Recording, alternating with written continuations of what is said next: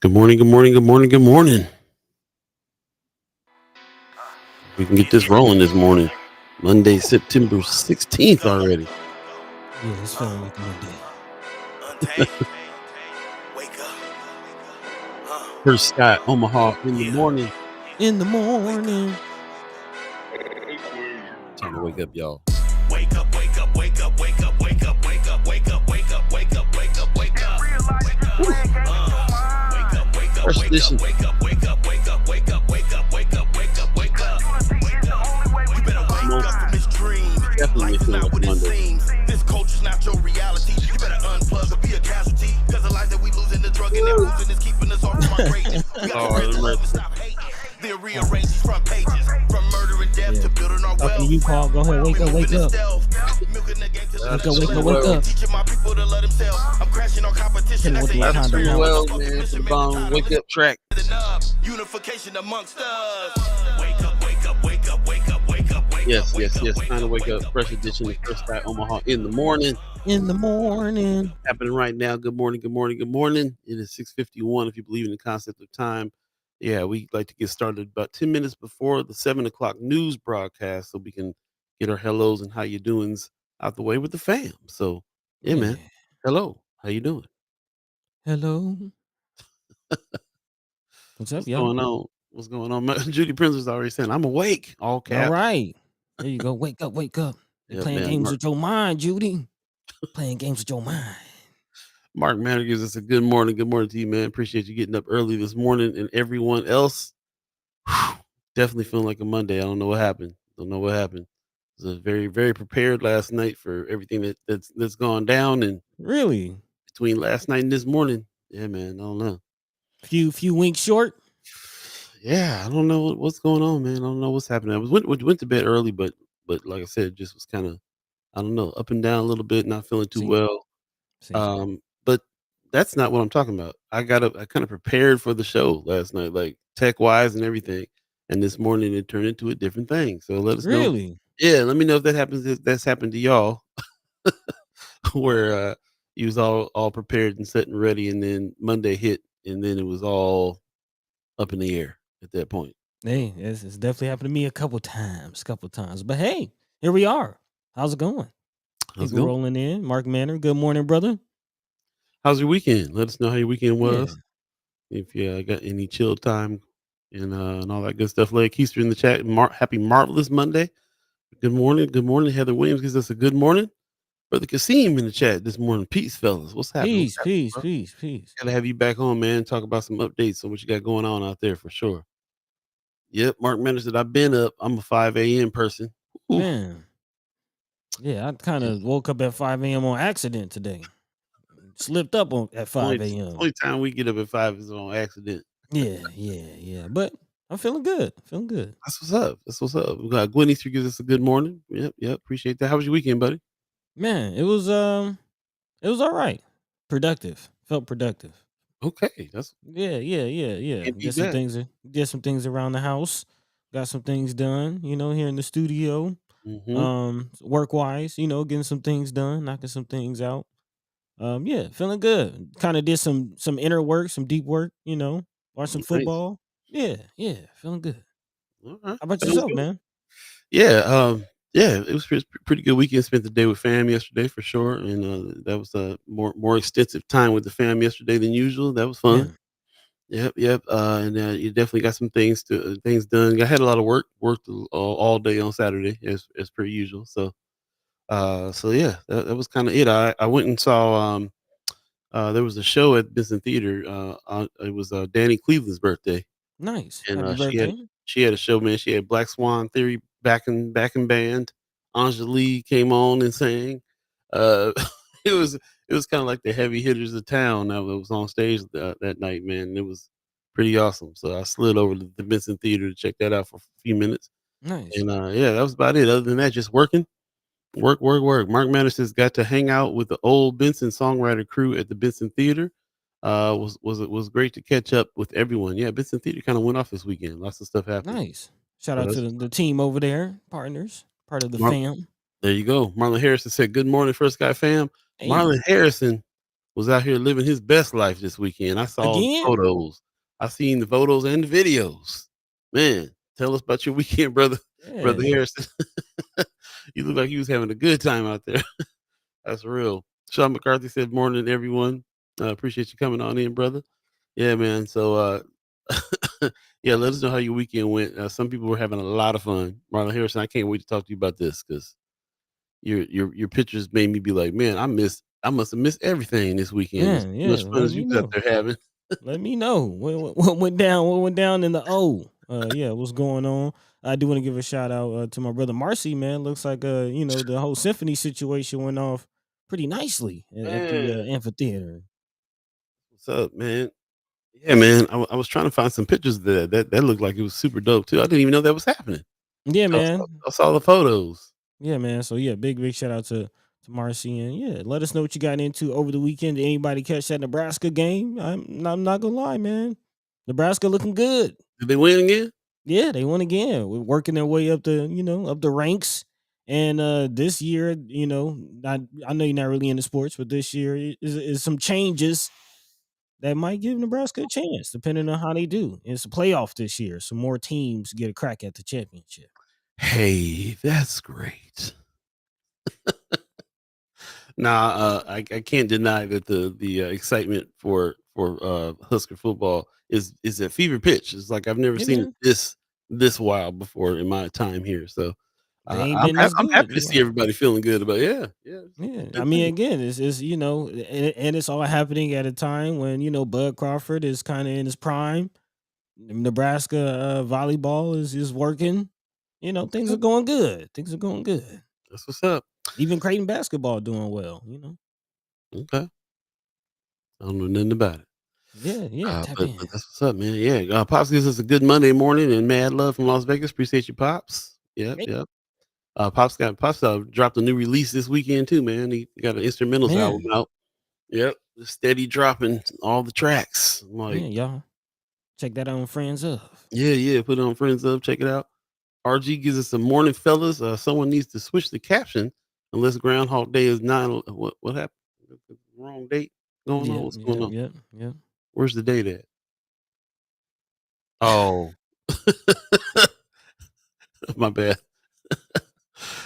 Switch the caption. This is Groundhog Day 9/11 all over again. And y'all bringing back Lance Fritz back. Okay, yeah. Sorry about that. I Nah, thought that was changed. I wonder what happened here. maybe Interesting. you didn't save it.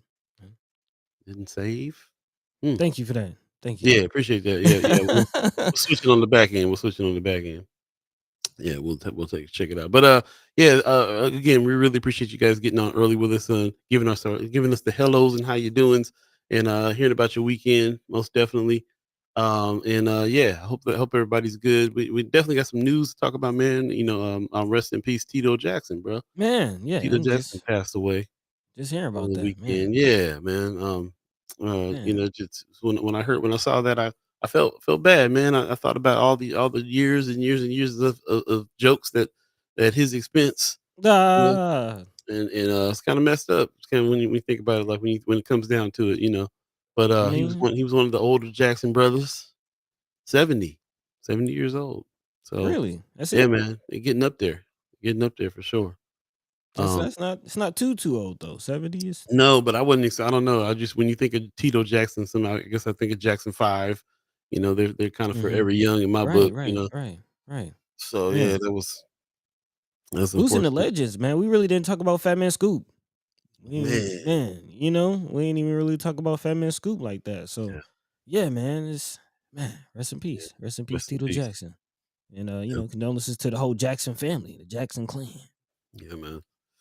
Definitely the season, man. It seems like there's been a lot of people passing away here personally, and and people that we know and celebrities.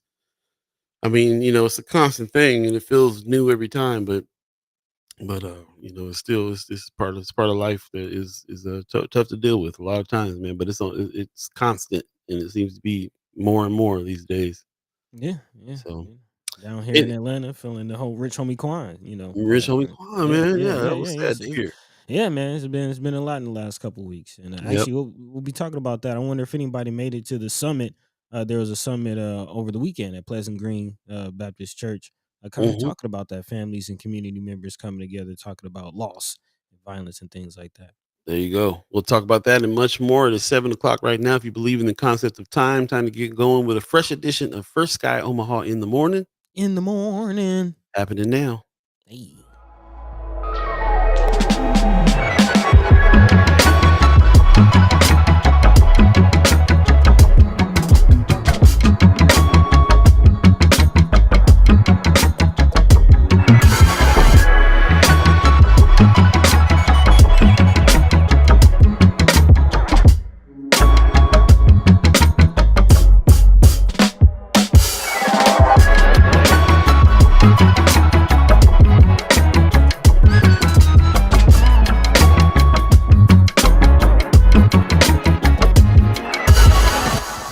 What up? What up? Good morning. Good morning. Get ready to chime in. It's time for First Sky Omaha in the morning. In the morning. Fresh edition here on this September the 16th, Yeah, man. 2024. Sorry for the wrong tag on this, but it It's not is a Groundhog Monday. Day. Monday morning, man. Monday mornings is feeling like a Monday today in a big way for me.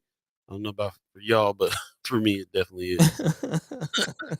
So thanks for bearing with us. It is Monday, so we'll have special guest Justin Wayne and Senator Terrell McKinney. Senators Justin Wayne and Terrell McKinney.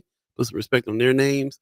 Hopefully, they'll be have some time to drop by today. If not, they're out there doing the good work. It's all Yeah. good, but I believe that they're going to come on this morning.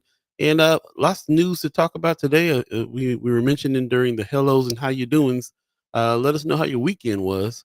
Tell us if you went to any of the events that we talked about last week and how your weekend was. Did anything fun? Love to hear about it.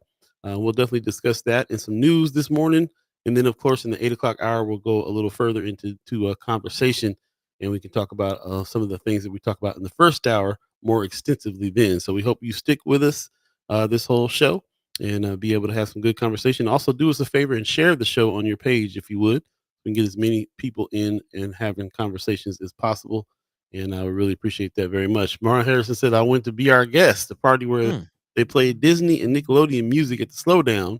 It was super dope, and a lot of adults got out their inner child. So Okay. that's what I was seeing. I was seeing, man, he was out there dancing and hanging out and living his best life this weekend. So that's what's up. Man. Shout out to the Slowdown, man. They put on some good events. Who'd you dress up as? Kind of, did you dress up Yeah, as a character? yeah. Let us know. Let us know. Before we get into the news, Heather Williams, good morning, says, rest in peace, Frankie Beverly. We Yep. did lose Yep. Frankie Beverly. Yep. We were just talking about Tito Jackson passed away over the weekend, too. So shout out, condolences to his family. And man, Mark Manor says Tito seemed to live a good life and solid family life. So Okay. glad to Nice. hear it.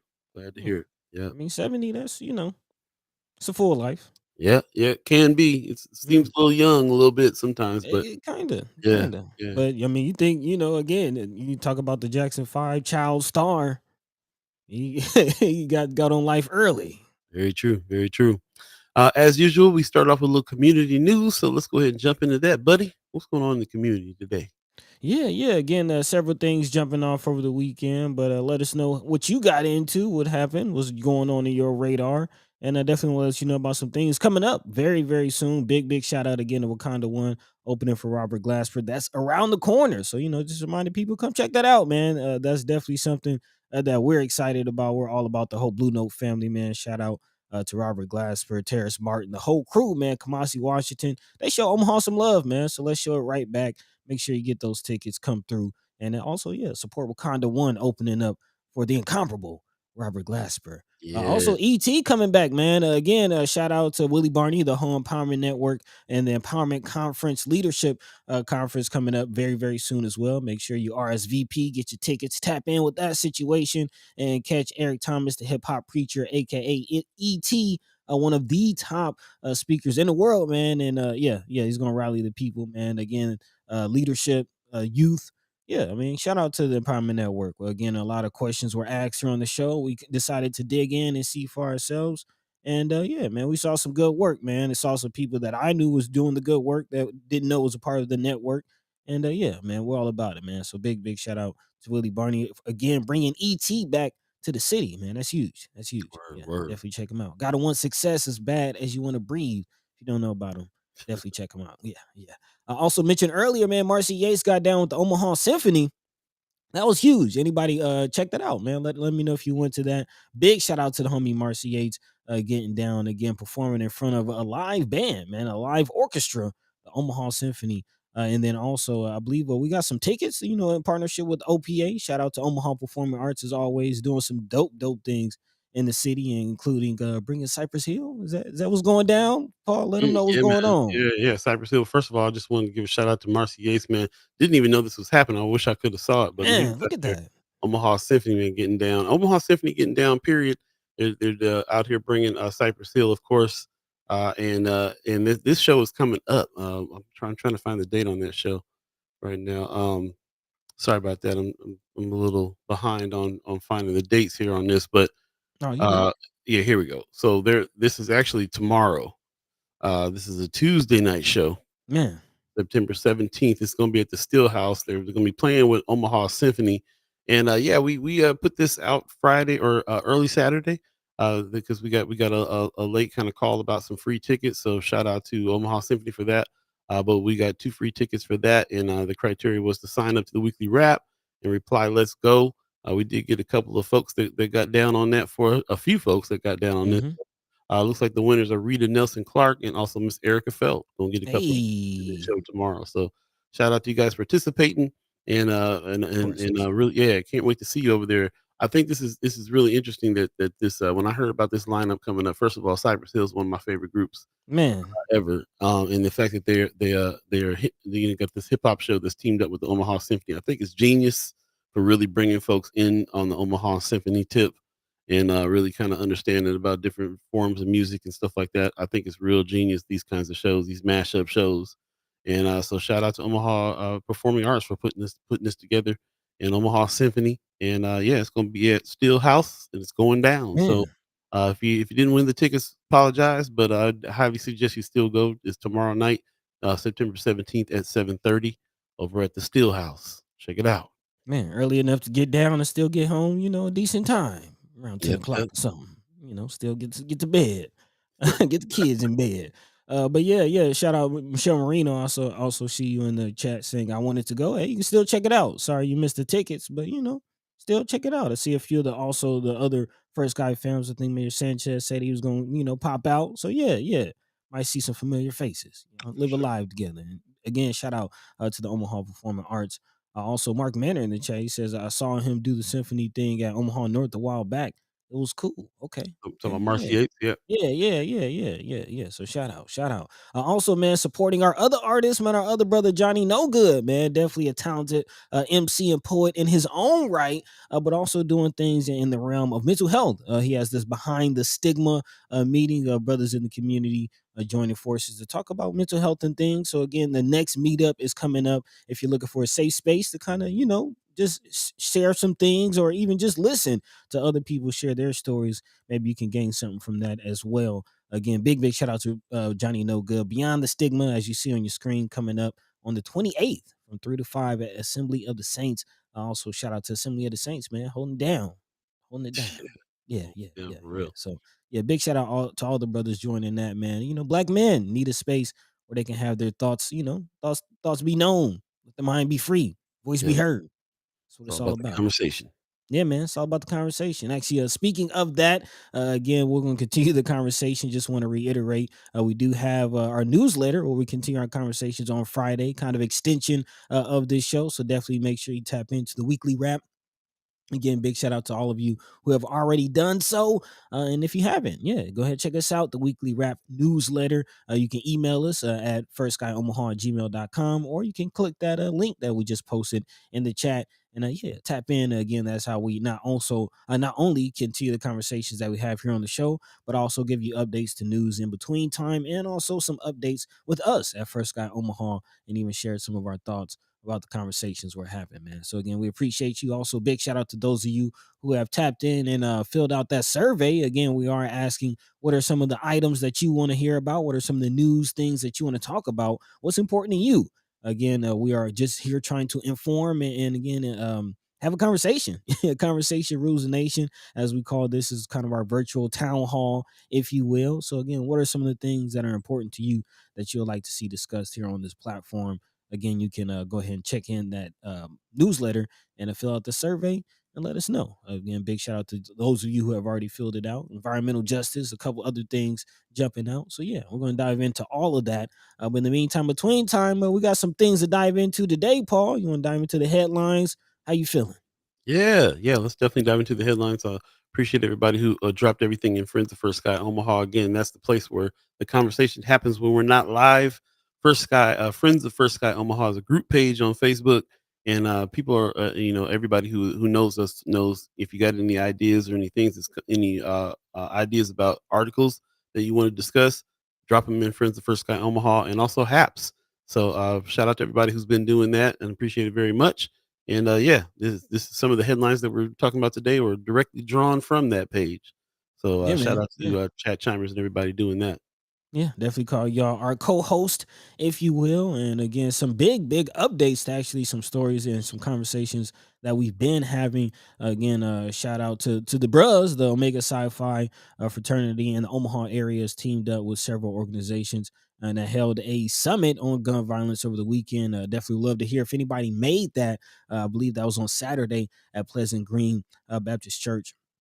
Again, families talking about the impact of gun violence in the community. Also looking at the continued case of the murder, what we're calling it, brother Cameron Ford. Again, the no knock situation, a heavy topic of discussion, and no knock changes are coming. There is some conversation about how this is being reported, which we'll talk about here on the show. Is it being suspended? Is it being stopped? Is it just being changed? We'll talk about all of that coming up. Also, the shooting at Northwest still rocking the community. Several angles about this that I definitely want to speak on. Again, the young man who was responsible for the shooting is now behind bars and has been held on bond and is being charged as an adult. That's a big thing. And then also, there were last week, I definitely worried about the young people. There were several threats swirling around social media. Apparently, some text messages being sent, and Omaha police are investigating those threats. So again, yeah, a lot of conversations about what's going on in the schools. Also, OPS is kind of speaking up about this situation. Are the kids safe? What safety measures are being put in place in OPS and really beyond? I definitely want to talk about that, especially those of you who have children or work in the schools. Would definitely love to hear your thoughts. Also, in other news happening across the state, Nebraska voters are having a couple other issues going to the ballot. Again, we've been trying to inform people as we lead up to the election. Here we are, just under 2 months away from the voting day, from the day. And again, not just several races we should be aware of, but also several issues. Again, we had Brother Lance Fritz, Mr. Lance Fritz, come on to tell us about some of the ballot initiatives, and you can vote on that however you feel, but make sure you vote on that. But also, there's some other initiatives, some other bills that the people will be able to vote on: legal marijuana, abortions, things like that. That we'll also be talking about. So again, all that and more throughout the next 2 hours. We're live here on First Sky Omaha in the morning. As I always say, let your mind be free, let your voice be heard. It doesn't just sound good. That's how we really feel. We want to hear from you. Again, this platform is not just for me and Paul to speak and talk. We can do that on the phone anytime. We're here again to speak to you and deliver the news. So again, here we are in the first hour. We're going to be diving into some stories, but again, in the second hour, let your mind be free, let your voice be heard. Meantime, between time, Paul B. Yo yo. What's the word? Hey man, just want to give a shout out to Drunk Ship Coffee, who is a sponsor Hey, of the show as well. Doing some sponsorship with us is pretty easy. Just hit us up at firstsky.omaha@gmail.com. Somebody will be in touch. And shout out to everybody who's done that. We got a couple yeah, campaigns coming up. It really helps support what we're doing here with the channel. We got a little advertising happening, and Drunk Ship Coffee was one of the first ones on deck. Shout out to them. Go to drunkshipcoffee.com. Family owned coffee company, small coffee company that sources a particular bean from a particular farm in Ethiopia, the birthplace of coffee. And yeah, they get down. They got a nice medium roast, the way they're supposed to be done. So go ahead and order that. Shout out to everybody who's already ordered their Drunk Ship coffee and merch. And yeah, really, they. It's funny when I talk to them. It's like, yeah, we get some random orders out of Omaha, out of every place that they're advertising right now. Omaha is the furthest out from California, so they're man. just like, yeah, this is a trip. So yeah, shout out to them for that, and anybody who wants to do any kind of a sponsorship with us, let us know. Hit us up at firstsky.omaha@gmail.com, and we'll definitely let you in on some of that. So shout Yeah, out to man. them and everybody else who RG. Make sure we put the P on that drunk ship. That's Yeah. right. That's right. Oh shit.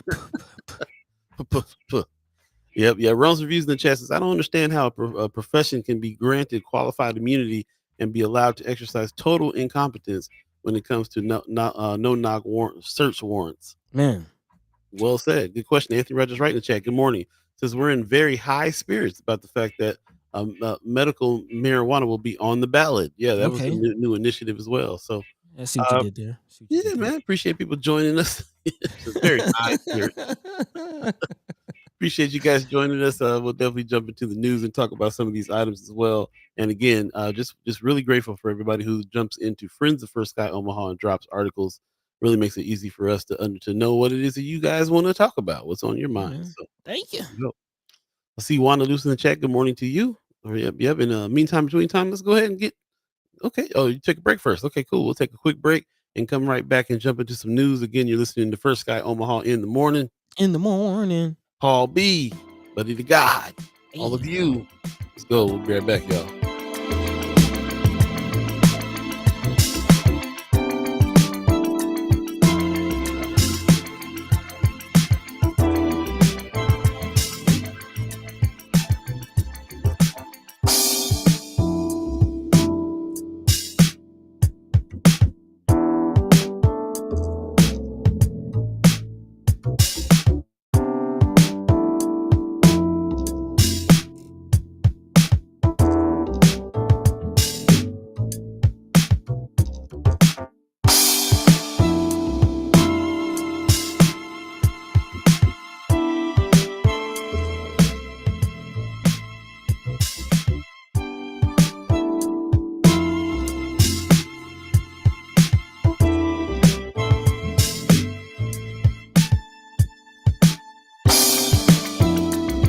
Welcome back, welcome back, welcome back, welcome back. First Sky Omaha in the morning.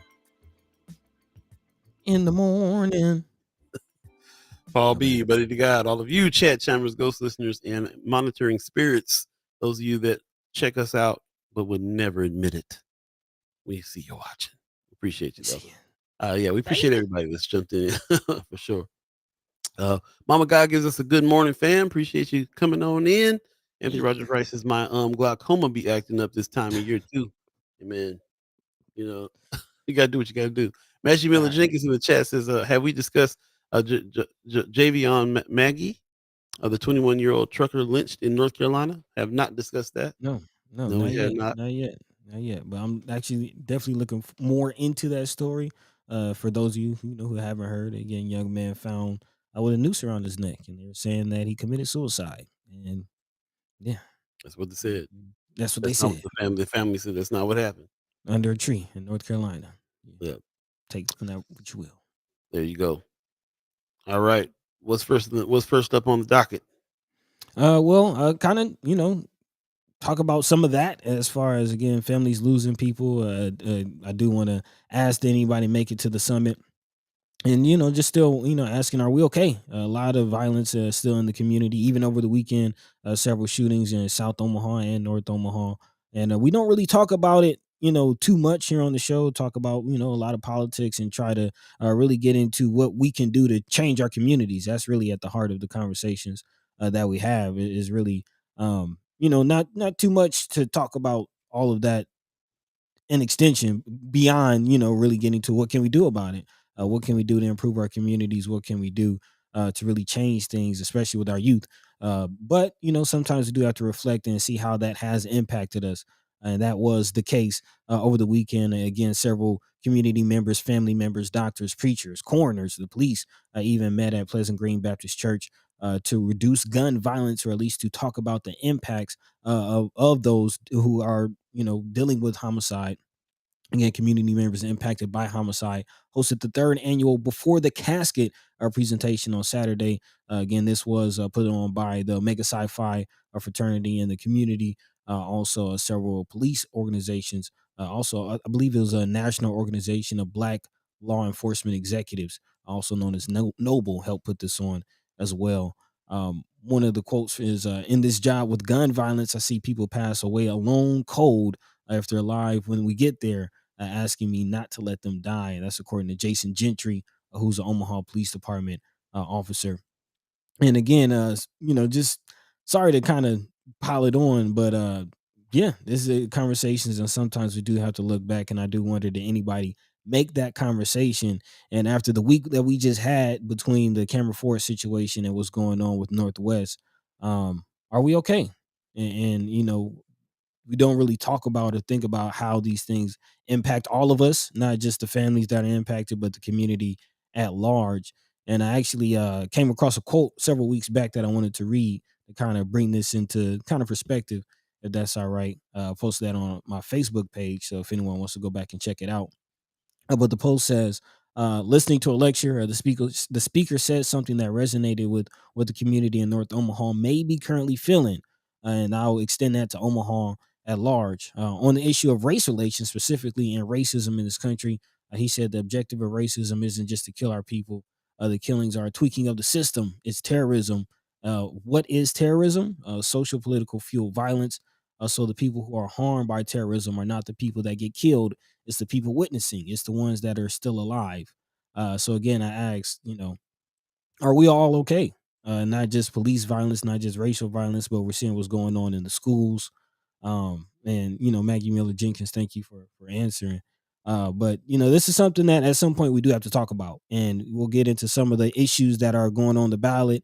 But one thing I'm not hearing is gun control and violence, and this is something that is impacting everybody, regardless of social political background. If you have a child in private school, you still have to worry about the school getting shot up. If you're in low income communities, you still have to worry about poverty driven violence and crime and things like that. So, are we okay? That's kind of where I am. Yep, mentioned Maggie Miller Jenkins in the chat saying we are not okay. This continued violence is shifting the base interactions the youth have with each other. Mm, If you read the article about the young man who was involved at the shooting in Northwest, really kind of heartbreaking on several different levels because it sounds like he was pretty bullied, yep. and that's this is a one isolated it's an isolated incident here, but it still affects us just as much as other areas who are being affected by mass shootings and gun violence in school as well. This was just as devastating. I remember when we saw that there was a shooting in Northwest. I and a whole lot of other people were calling everybody around town, making sure that everybody's knew this was happening, and don't know whose kids are where, but turns out two or three of my friends have friends in Northwest, so it was definitely a check in call, and I just put some extra stress. Like I don't have kids in high school, but like it was stressful. The whole city was stressed when this news started going out, and yeah, you're right. It's a great question. Are we okay? It's a tough one. Mama God in the chat says, but there are so much gun violence everywhere, multiple school shooting threats, multiple assassination attempts, and much more. It's definitely weighing on us, but it definitely weighs on us even more when it's happening around the corner in schools that our kids are at. So, yeah, tough one. But yeah, we appreciate that. We'll definitely discuss more on these subjects here a little later on in the show. After the 8 o'clock hour, we'll have more discussion. I definitely want to talk about this more, just because of this particular incident that happened in Northwest is really weighing heavy on me on in Yeah. a big way. This young man, very young person now getting charged as an adult, and it's tough. It's tough that they got he's in the paper now. He's got his name is Ramon Jefferson. He's in the paper, and he's all over the place. And like I said, they're still investigating what happened, but this is an incident between two kids that age. It's Yeah. tough. It's a tough Yeah, one. yeah. So definitely going to be talking about that little later on in the show. But then want to pivot to some other news that kind of rock the conversations, rock the community, and a lot of people still having a lot of questions surrounding the situation with no knock warrants. Again, still dealing with the wakes of violence in the community. Talking about the police shooting of unarmed brother Cameron Ford just several weeks ago. And now again, people paying attention and watching closely what happens with this case. How is it moving forward? How is it progressing? And also kind of the surrounding, implications and conversations. The biggest one being, of course, the use of no knock warrants. News broke over the weekend that those things will be changing, but again, a lot of people in the gray and kind of wondering how. How will these change? According to the Omaha World Herald, police have suspended the use of no knock warrants. But again, what exactly does that mean? It does not mean that they will be stopping the use of no knock warrants. No knock warrants will be making a way back, into the use by Omaha police in some way, shape, or form, and that is what they're deciding right now. Again, according to Omaha World Herald, Omaha Police Deputy Chief Scott Gray says the department is unlikely to do away with standard entry or limited penetration, as they call it, no knock warrant entirely, but use of the method has been suspended pending a full review and assessment of best practices. Of course, this comes on the heel of the no knock warrant that ultimately led to the shooting death of Brother Cameron Ford.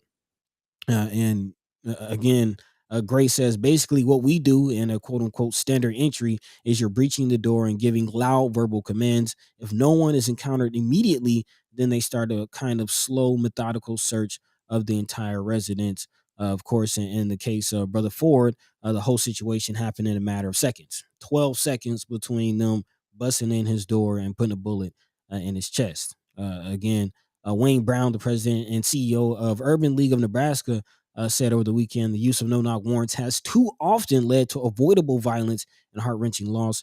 It's time to reevaluate these tactics and replace them with strategies that prioritize the well being of both the officer and the residents. So, again, on the issue of no knock warrants, we actually did speak to Senator McKinney about that last week, or I believe a couple weeks ago.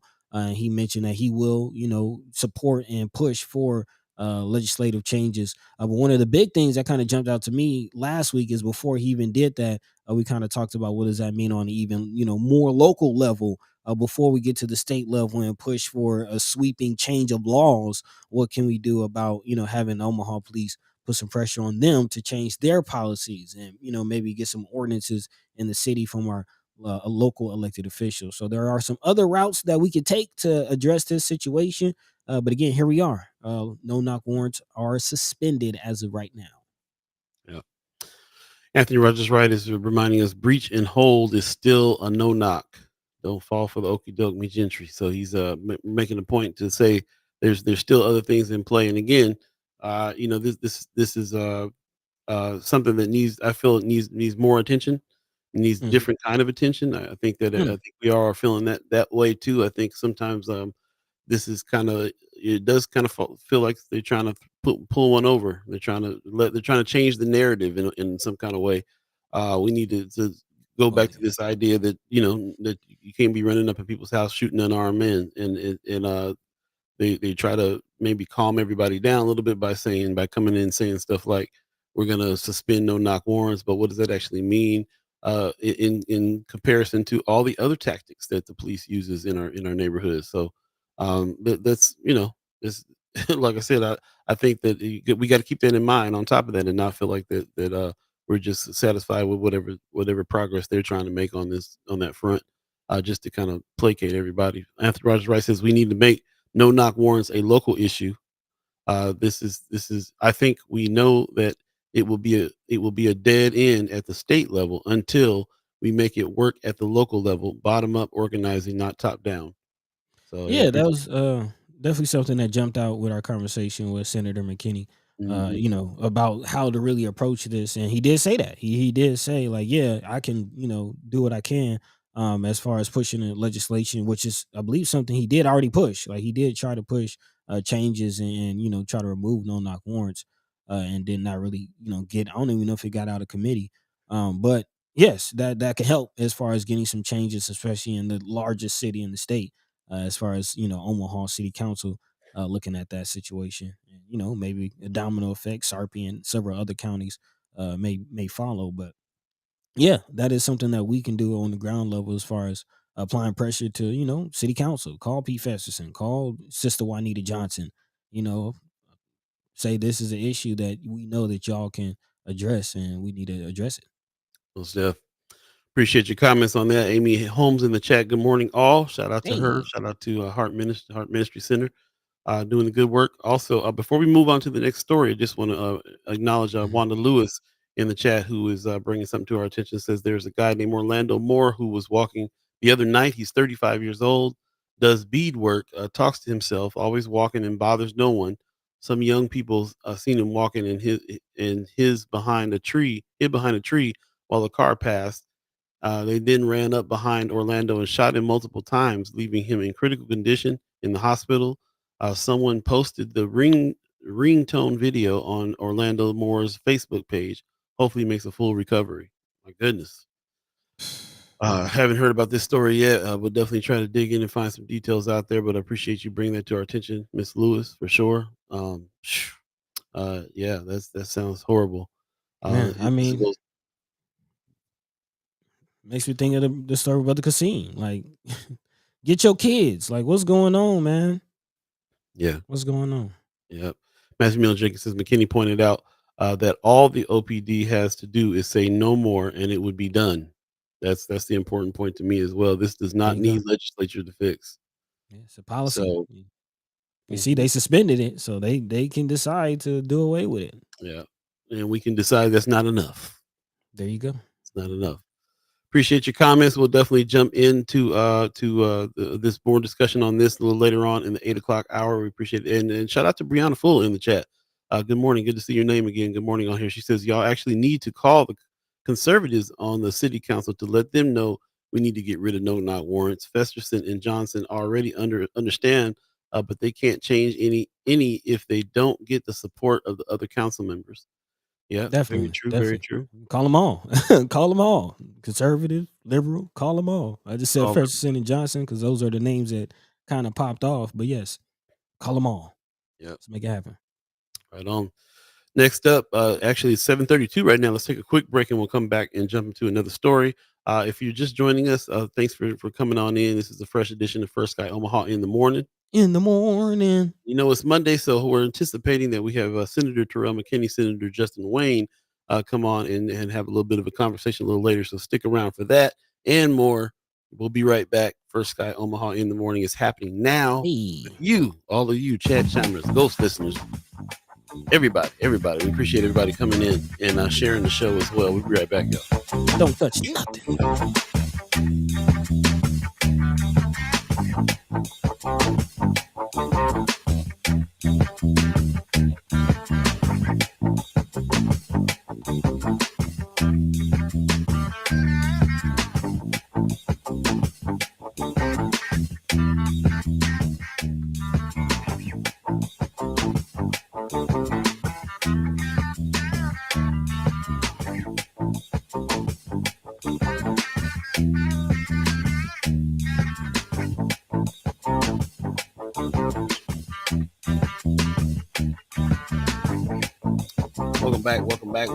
Welcome back. First Guy Omaha in the morning.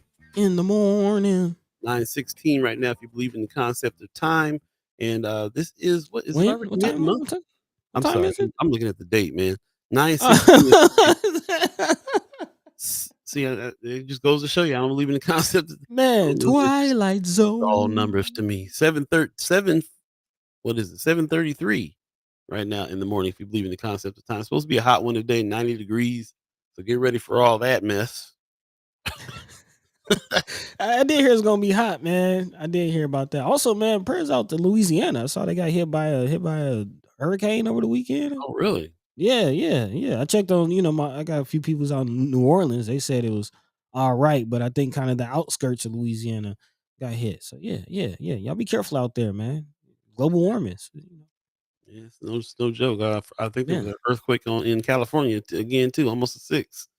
Almost Yeah, a actually six. I've been hearing about fires out there too, man. Yeah. Pretty bad Fires are fires still last raging week. in my Yeah. hometown, bro. I had people in my hometown and my family members that are still living in the place I was born and raised. They had to be evacuated. So Man. yeah, it's still raging out there in a big way. Last place I worked was Riverside, California. When I was out there, Riverside's on fire. Mm, So yeah, man. man. Natural disasters all around us. Man, prayers going up. Y'all be careful. Most def. Before we get on to the next story, Anthony Rogers right in the chat says, or speaking on what we need to do here on these things, he says, or we need to pay as much attention to local elections, if not more, that we do in federal elections, and throw them out of office. Plenty of liberals, like certain congressional candidates, bragging about sending 40 million to the cops, are also against transforming the police. Yeah, we definitely are. This is kind of the premise for us as well, in a big way. Hyper local. The thing that opened my eyes is that how much more control does local politics have over your life than even Man, national does sometimes. man, We definitely need to be paying attention because we have the power to vote people in and out on that as well. So shout out to Anthony Rogers Wright for reminding us of that, and also shout out to brother Terrell McKinney, who's always putting his posts out reminding us vote November 5th. It is definitely coming up. They're counting down the days on the news every man, day, man. Counting down the days. Shout out to Ashley Spivey, excuse me, who is putting out this little flyer here, save the date, reminding us about the important dates coming up for voting. And we're getting down to it, man. It's starting to heat up. Everybody's like, "What's everybody doing?" Everybody's kind of trying to get down to the wire, get some answers here. The discussion is getting ready to come to a close on that. People are going to start making some decisions on things. So man. we appreciate everybody who is part of that and spreading the word on that as well. Thank you. Next up on the agenda, there's some definitely another news story we need to jump into, buddy. What's next up? Yeah, yeah. You sort of mentioned it, and definitely want to tee this up for more conversation in the second hour. Several kind of angles, if you will, if I could use a journalism term to look at this story. But yeah, talking about again the shooting at Northwest and what's now happening with the young man, and it's something that we should, man, definitely be aware of as far as him being charged as an adult. Again, Ramon Jefferson is his name, and he is being held on $275,000 bail, which means he has to pay $27,000 in order to get out to be released from the Douglas County Youth Center. But again, according to Omaha World Herald, he has been charged with a first degree assault, use of a firearm to commit a felony, and unlawful possession of a firearm on school grounds in connection with again shooting Jamorion Fant on last Tuesday. The shooting happened around 12:20 p.m. Security camera footage again showed Fant approaching Jefferson and the two engaging in altercation physically. Shortly after, apparently, video shows Jefferson reaching in his front hoodie and apparently shooting the young man. But the real, and this is Buddy the Guy speaking, but sad, part of this is the backstory. Again, the affidavit said that Jefferson left school and his mother and lawyer are quoted in the story and kind of speak to what led up to this. Some might assume gang violence, some might assume this, that, or the third, but it really was a sad tale of bullying. Again, Jefferson's attorney, Douglas County Assistant Public Defender Benjamin Westhoff, and his mother told police her son was a target of continued and excessive bullying at school. Westhoff said that she reported the bullying was so extreme that he was given permission to leave school 5 minutes early. She was in the process of moving her son to a different school at the time of the incident. Westhoff, again, the lawyer, says this isn't a random act. I believe this 14-year-old was dealing with some serious schooling issues leading up to the alleged acts. Again, neither Westhoff nor Jefferson's mother took further questions from the media at this time. But just those facts alone, man, several angles to look at as far as one, the bullying, in our schools. Somebody mentioned earlier in the chat some of the violence happening in the community, impacting how our youth are interacting with each other. And then also, the fact that I see Magic Miller Jenkins comment, the fact that this young man is being charged as an adult. I've shared in the past that, I've made decisions in my life and, was facing similar situations as far as being charged as an adult. And luckily for me, I was able to have that knocked down. And I believe this young man is actually several years younger than I was at the time. I was like 16 or 17 at the time. I believe this young man is 14, 15, 14, being charged as an adult. So, yeah, I'm not even sure, where to go with that conversation. If you want to dive into it, now or save it for the second hour. Yeah, But here we are with that. Again, young man being charged as an adult, victim of bullying, and being held on bond. yeah, it's definitely conversation we've been having. It seems like we're having during this hour, and we'll definitely have for next hour as well. Brianna Full had a comment earlier that kind of summed it up for me too. She was replying. Let's see if I can find it real quick. Um, I'm sorry. We'll get. Oh, she says what the kid did was wrong, but when I saw his face and how young he is, broke me. This failed on many levels. Man. And that short sentence there kind of summed it up for me. A lot of people are putting comments in the chat even right now. Maggie Miller Jenkins, this is a baby child. My son is only 3 years younger, and this screams at my soul. And like I said, when you hear the story, when you hear what the family had to say about that too, man, the bullying is messed up. Heather Williams says bullying is a serious issue in schools. We want to try to defend our kids to be able to defend themselves from that. That's an extreme. Sounds like an extreme situation there on that though. As far as the bringing a gun to school is not encouraged, but Hmm. yeah, it's here's another interesting comment because this happens a lot with bullying too. She's Matthew Miller Jenkins says had the child taken his own life instead of fighting back, we would have, been having a totally different conversation. This points out so many flaws in our school systems. It's so unfortunate they couldn't get him out fast enough to not be bullied by this particular child, but another child. Right. Yeah. We'll definitely talk a little bit more on it in the second hour if you guys feel like we want to do that. We are talking to several people who are involved with the case that we would love to be able to come on and kind of update us on some of those things, and also reaching out to the family. We reach out to Sherman. This is a good time to tap in with Sherman Wells. He's the one that always reaching out to the families, knows a lot of these folks. And so yeah, we definitely will do that. And I've talked to several people in my circle as well that had kids that went to Northwest and kind of told me about what happened that day and how fearful they were, how many parents were piled up on over there trying to get their kids out. This particular person that I was talking to the other day still has not let their kid go back to school, even though the school has called everybody back now. They gave them a day, and Hmm. she was like, "We needed more than a day." So Yeah. Yeah, I did find that interesting. Came across, was wondering when they went back or if they went back, and has been reported that they went back the pretty much the next day on the last Thursday that they were back in school. But again, man, how hard is that? Like, having to go back in the class and kind of fall back in line after a situation like that. I do wonder if anybody knows maybe Brieful, maybe you can let us know as a part of the school board what resources were provided for these students. Are there counseling resources, or there be extra counselors on campus? Kind of what's going on in that situation, and beyond that, what is the conversation about safety? Because not only you know less than 24 hours after the shooting at Northwest, there was rumors about shootings at other schools.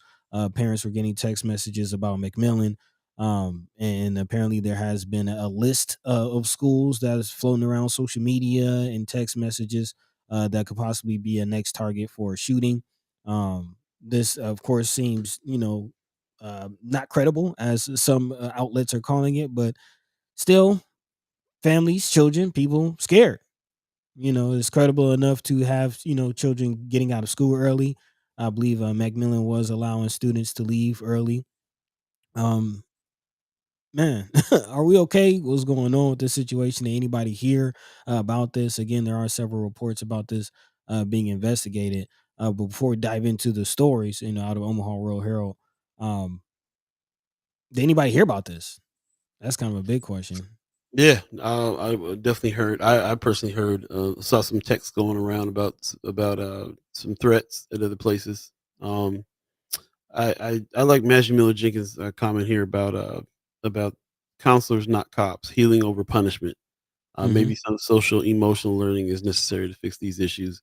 It's going to take a lot. I think we need some. There's the parents need support. We always talk about this too. The families need support. We definitely Sue Kessler Hagen says I heard about it. So yeah, these things are going around, and whether it's substantiated or not, if the incident actually happened at Northwest, so now they're feeling like, Hmm. well, it could happen elsewhere, and you're scared. You're straight up scared. Powers that be are already talking about putting in metal detectors in schools. They're already moving towards doing these things to try to. And a lot of people I've heard, that struck a little bit with me. Like, I don't know about that. But a couple people that I talked to about it were like, it was about time. We should have had those. And I can't really say much about it. I come from an area that did have some, and Mm, other major cities have them. Been having them since the '80s. So that's something that the powers that be are trying to move on as well. Also, Brianna Fool in the chat says there will be a board meeting tonight, and members will be making another statement about the situation and school safety. She says when the kids were brought back on Monday, a counselor visited each class at the beginning of the day to help process feelings. There have been counselors available since then too. great. So Thank you for that update. Thank yeah, you. for sure. Yep. So yeah, also Mama God says bullying was the backstory for the Georgia shooting. Kids are committing suicide. Also, cyberbullying is a problem as well. Yep. So it's definitely a symptom of this whole situation with bullying and how the school, who's allowing these bullies to bully people, in school or outside of school or right outside of school, which a lot of things happen out there as well. Yeah, it's a tough one because it can end in result in some retaliation, or it can result in suicide, or there's a lot of results that come Mhm. from when people are getting ganged up on that way. So Yeah, and again, when you hear cases of when the family are trying to step up and family, because we sort of talked about this on last Wednesday as far as parents, and some parents, well, you better get back and you better do this. When you have a case where some parents are trying to go the through the proper channels, take it up to authorities, try to get them moved from school, and still it's not enough. Then you definitely have to ask questions. How are these things being handled? What are the processes for this? Are there community organizations? Somebody from the community that might help in and step OPS. Maybe it shouldn't all fall on OPS to solve these types of issues.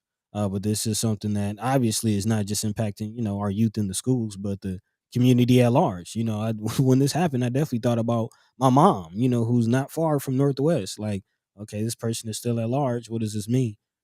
So yeah, again, we're all traumatized when these types of things happen, and how do we navigate? very true. Appreciate your comments. We'll come back on the other side of the 8 o'clock hour. Talk more about this. 7:47 right now. If you believe in the concept of time, and do you want to take a quick break before you jump into that Yeah, second story? yeah. There, we'll do that. We'll be right back. again, again, we're kind of discussing some of the things that's going on as far as the school shootings are concerned, our youth, and the violence that's going on. We don't have the news facility here where we're doing breaking news on these stories, and we don't really talk about them unless they're really affecting the community in a way that we can figure out how to heal and bring some clarity to some answers to the situation, some Mm. solutions, if you will. And that's what we're kind of doing now. So we appreciate everybody's comments and everybody going that direction as well. And again, we'll come right back and jump back into some another story, associated story, and then hopefully we'll hear from the senator, Senator Terrell McKinney, and Senator Justin Wayne on top of the 8 o'clock hour. Stay tuned. We have a fight. In the morning. I hear what you We said. suffer Yeah, political oppression, the economic exploitation, Stay tuned, and y'all. We'll be social right back. degradation. Today it's time to stop singing and start swinging.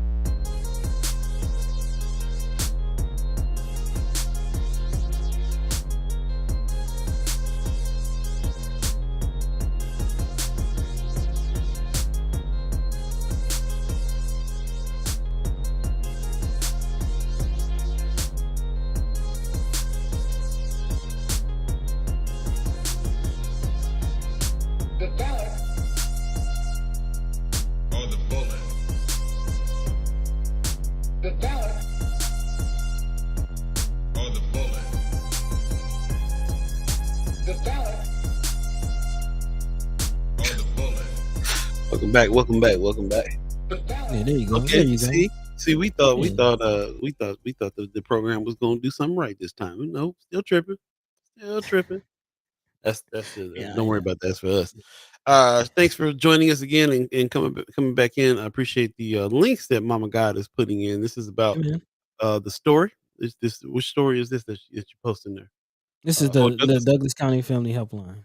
Got it. Okay, yeah, that works. Anybody have any experience with the Douglas County Family Helpline? Is it worked? Have they gotten any resources from it? Have you had to use it? I can see some definite reasons why we need to be reaching out if it's the kind of organization I hope it is. But is it? Let us know. Let us know. Anyway, we're excuse me. We're back in 750. You believe in the concept of time, buddy. You had another story that was kind of related here that you wanted to jump into real quick. Well, yeah, there's I mean, it's been a lot of conversation about what's going on surrounding, what's going on in the schools. Again, following the shooting in Georgia that Mama Guy just alluded to earlier, it says after the school shooting in Georgia, this is according to KETV 7, the incident on Tuesday where one student shot another again at Northwest, and then the fake threats about the school circulating on social media, as we just mentioned. Again, there's been a lot of responses from the powers that be, if you will, at UNO or UN or excuse me, at OPS and also OPD. Again, they did have officially stated that those threats are not credible. There have been investigated. Officials reported that some threats targeting specific local schools, while others resulted from some confusion. Joseph Wright, who's the director of security at Lincoln Public Schools, says at least three of the four most common all came from out of state, a school name that's common amongst our district and another district, or a county name. So there was some confusion with some of those. But again, the question of what safety marks or what measures are being put in place in the schools to make sure that students are safe in case something like this unfortunately does happen again. And this is just crazy to think that this is a reality in America. But here we are, just 20 some odd years since Columbine, and now um, still worrying about it. Again, whether or not there'll be metal detectors or anything making their way to schools, according to the Omaha World Herald, there are no plans to buy metal detectors from OPS anytime soon. But there are some measures being put in place. Lisa Utterbach, who's Omaha Public Schools chief officer of student and community services, says looking at video footage, the school did exactly what it was trained to do. So again, everything that happened is according to the process and the policies that are already put in place. She went on to say, "I will tell you, when looking at the time we dismissed the last student, we are very proud of the leadership team and staff at Northwest and the parents too, and that's really scary situation." Utterbach also went on to say, at this time, we are in the process of reviewing. We do that after any incident involving law enforcement, and we will determine if at all there's anything additional we need to do. What's important for people to understand is that our schools reside within our community, and it is not a secret that we have some misguided youth or issues in our community with violence among our youth. And a shout out to Marlon Harrison, who's kind of our resident OPS uh, reporter, if you will, kind of giving us an inside glimpse on what's going on in some of these schools. And yeah, Marlon has definitely said, as someone who works directly with our youth, working in the schools, that it's an issue. Behavior has been an issue in the schools, but when it gets out of hand, what do we do? Uh, Brother Kasim, again, of the BAA, and also a kind of a security savant, if you will, in the community, has some very interesting comments about who should be armed and bringing firearms into the schools and having armed security guards. Since the incident at Northwest, Omaha Police Department also chimed up about the use of resource officers in the schools. This is something that we talked about here in the past. If anything, what changes would y'all like to see in the schools? Is metal detector something that should come? Are armed guards something that you will welcome? Be a welcome sight as you drop your kids off. What are your thoughts? Good question. In the chat, Brianna Full says we didn't give the staff enough credit for their quick response to secure the safety of the rest of the students. Okay, So yeah, they didn't sure. really focus on media didn't really focus too much on the response Right. on that tip. So we didn't really get to hear about it. So I'm glad we got a little inside information there. So ready for it. But as it is with all law enforcement, most of it happens after the fact. There's not a lot of prevention going on, but they're there to respond and after a crime or after something has happened. And so yeah, it's worth giving out shout outs to the team that jumped into action to try to help the rest of the kids for sure. Mm. Um, but All yeah, right. these are all good questions. Go ahead. Yeah, and that does bring about another conversation, beyond just the safety measures, just the systems, the process, the response. That was a big conversation happening on social media amongst parents and comment sections on, news reports as far as the response process. Yeah, and actually, Brother Anthony Rogers Wright dropped a comment earlier saying ban all screens, cell phones, etc. from schools and foster more critical thinking and problem solving, which is something that is being put in place in schools. They are trying to ban cell phones right now. But what does that mean for when incidents like this happen? I understand, the attention span and the impact that social media and cell phones have on, children's ability to pay attention in school. But when there is an incident like what happened in Northwest, many parents responded to their children calling them and texting them, not, some mass email that went out from OPS. It was their children contacting them directly from their cell phones. So what is the process? That was kind of also the case with some of the threats that went out last week at McMillan and several other schools. Again, parents saying that they're being notified by their children, not the school. And what is the school doing to have these official channels of communication? So again, how do we feel about banning cell phones in the school? Yeah, I spoke to someone who, like I said, a friend of mine who had their child goes to Northwest. They got a call from the child. That's exactly what happened. Their child called and said, "Hey, they're shooting, and you need to come up here." And she dropped everything, and on the way up, she called the school, and the school said it's happening outside of the school, and that's all the information she got. And but when she got there, of course, then she was in the mix of all the other parents that were there trying to get their kids out, and the whole melee that was happening there. And so she's going back to check in on this. The who's that answered the phone and gave her that misinformation. Turned out to be misinformation.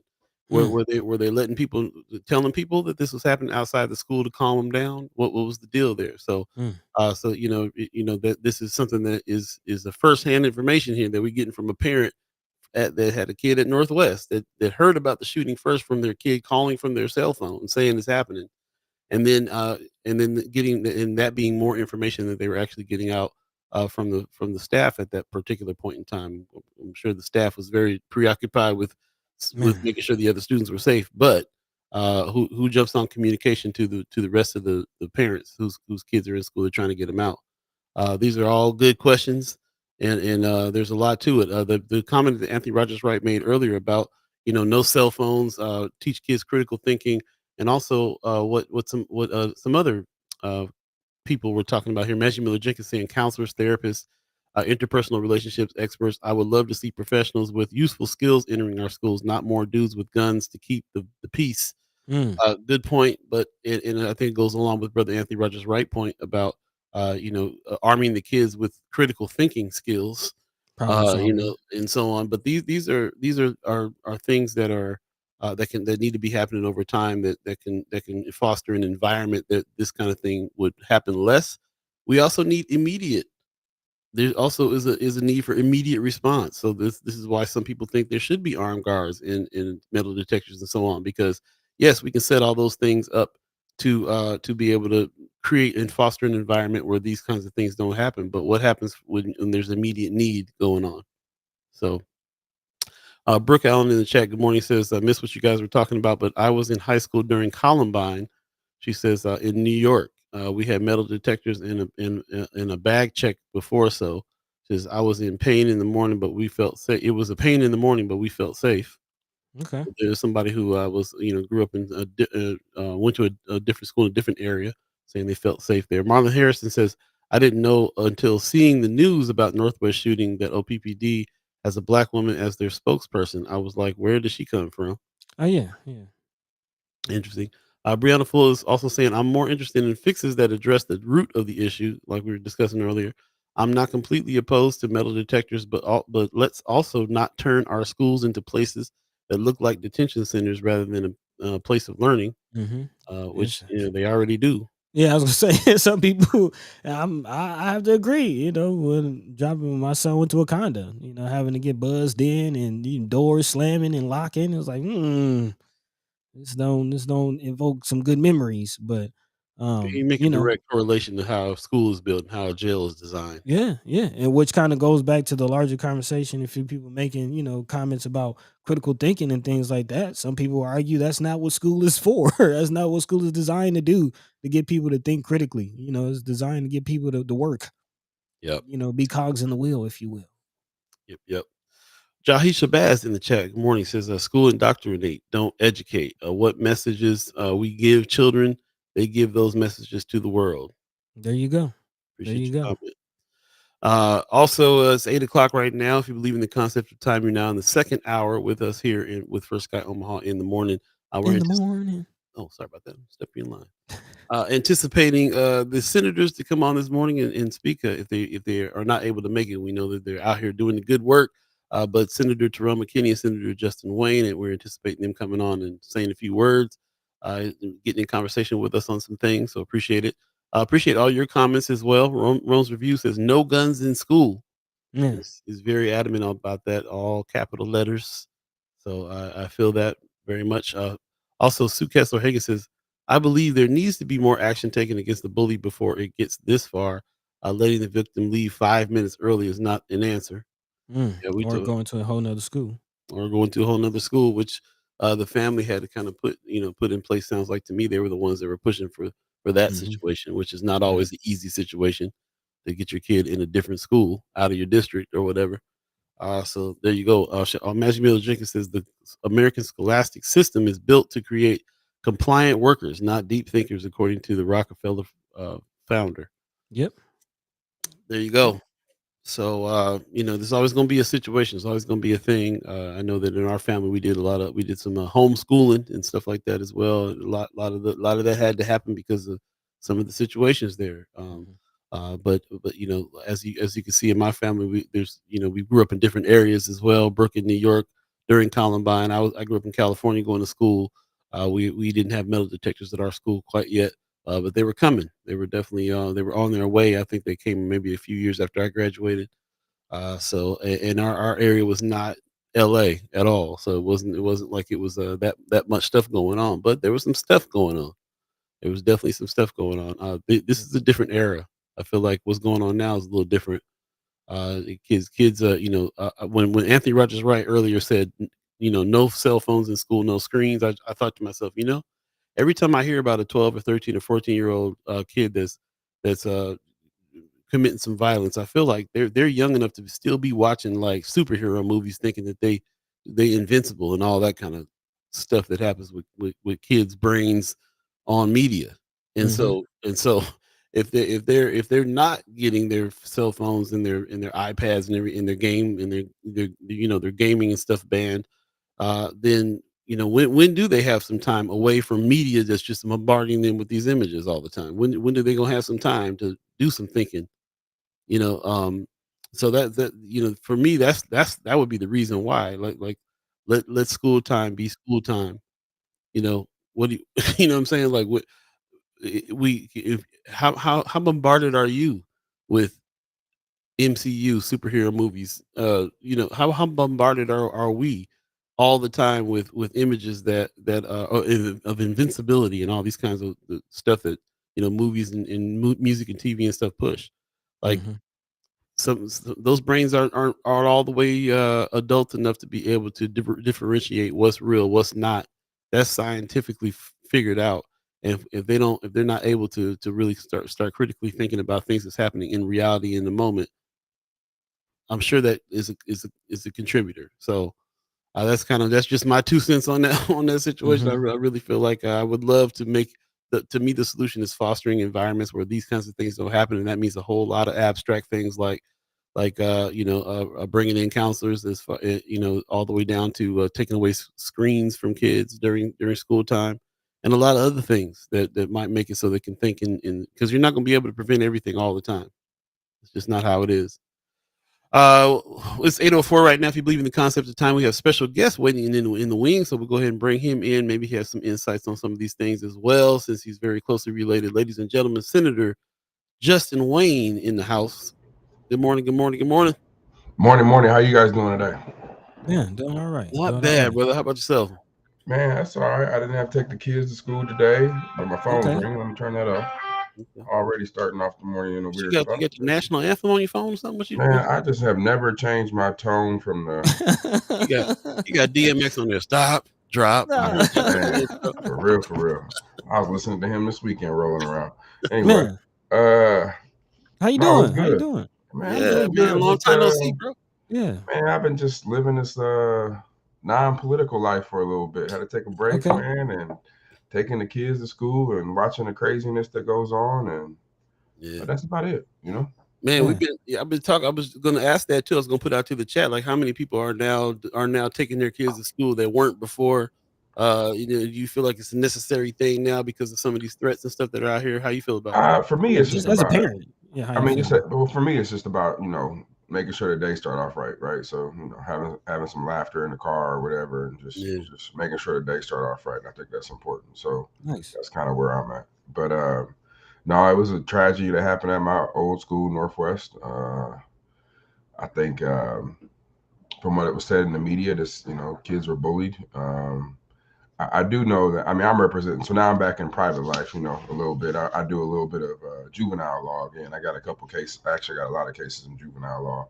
Um, Kids are different today, and I Yeah. can't put it all on the kids. I think it's a combination of things. And the best way to describe it is when we were growing up. We got in a fight at school. It was a day or two, right? Like people talked about it for a day, or every once in a while, people would bring it back up. Oh, you whooped so and so, or you got whooped. Today, it's every day. You got to relive it every day on social media. You got Mm. videos of it. You got. I mean, these kids are just bombarded with things that we were never bombarded with. Like if a girl told you, no, I don't want to go out with you, it was over with.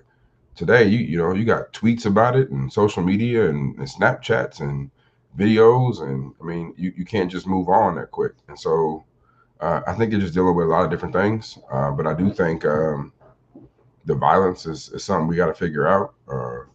I represent some kids who got some really violent charges. I got some kids who are 11, 12 years old Mm. who are doing some things that, as an adult, they would do life for. So seeing all that happen and seeing how it unfolds, you get a kid who gets picked up for something minor.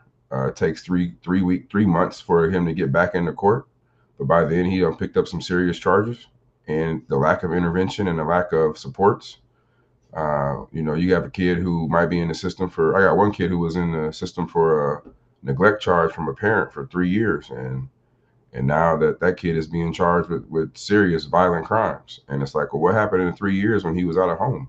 Like this kid just didn't wake up overnight and turn violent. And so, Mhm.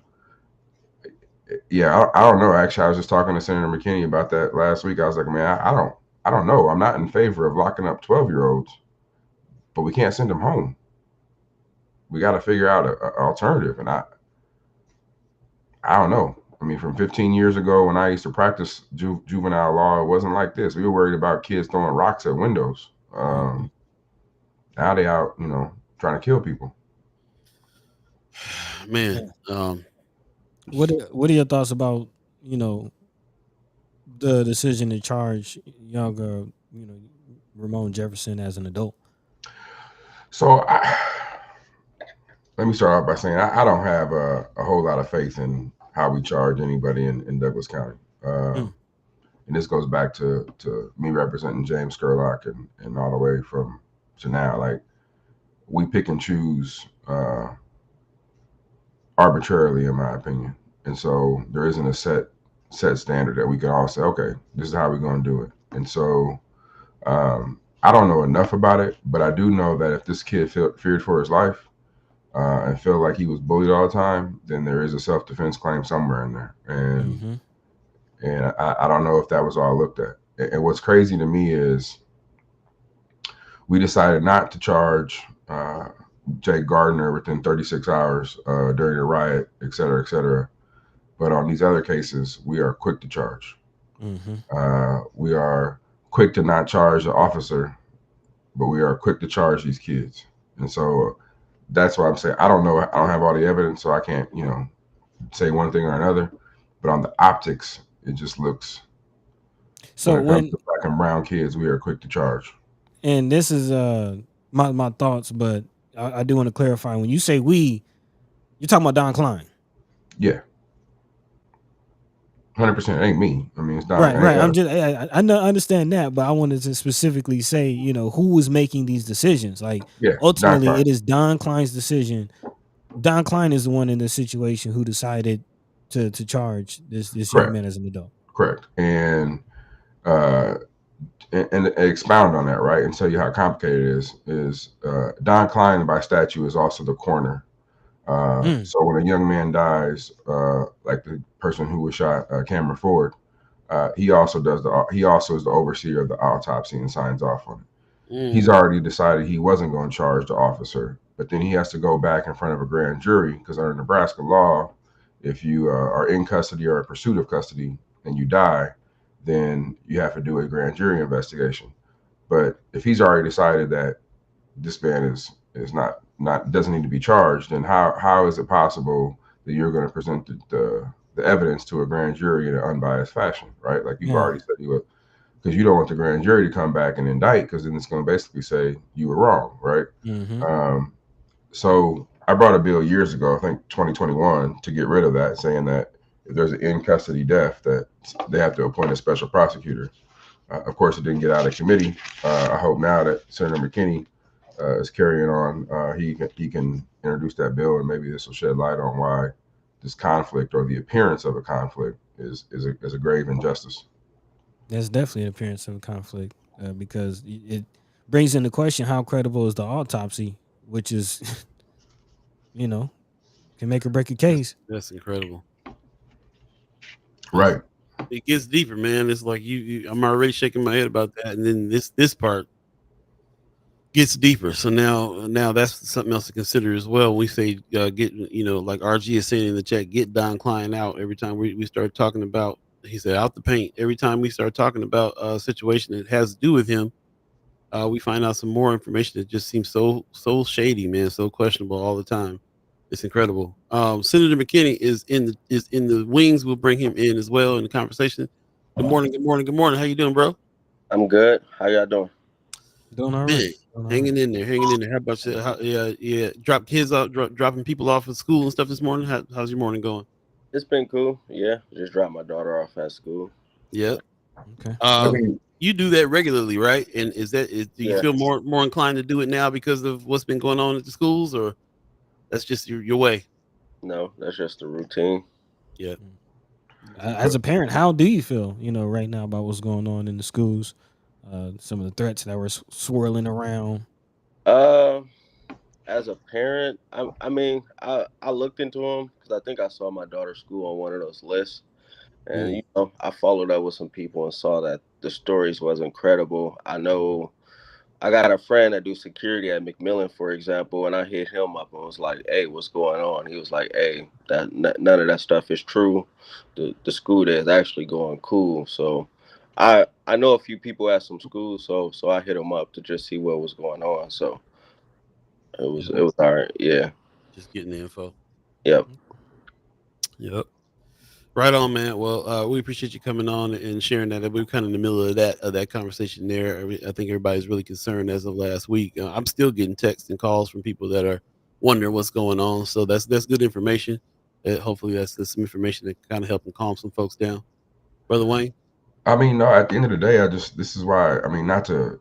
I don't want to politicize anything. I've never been one who, when there's something.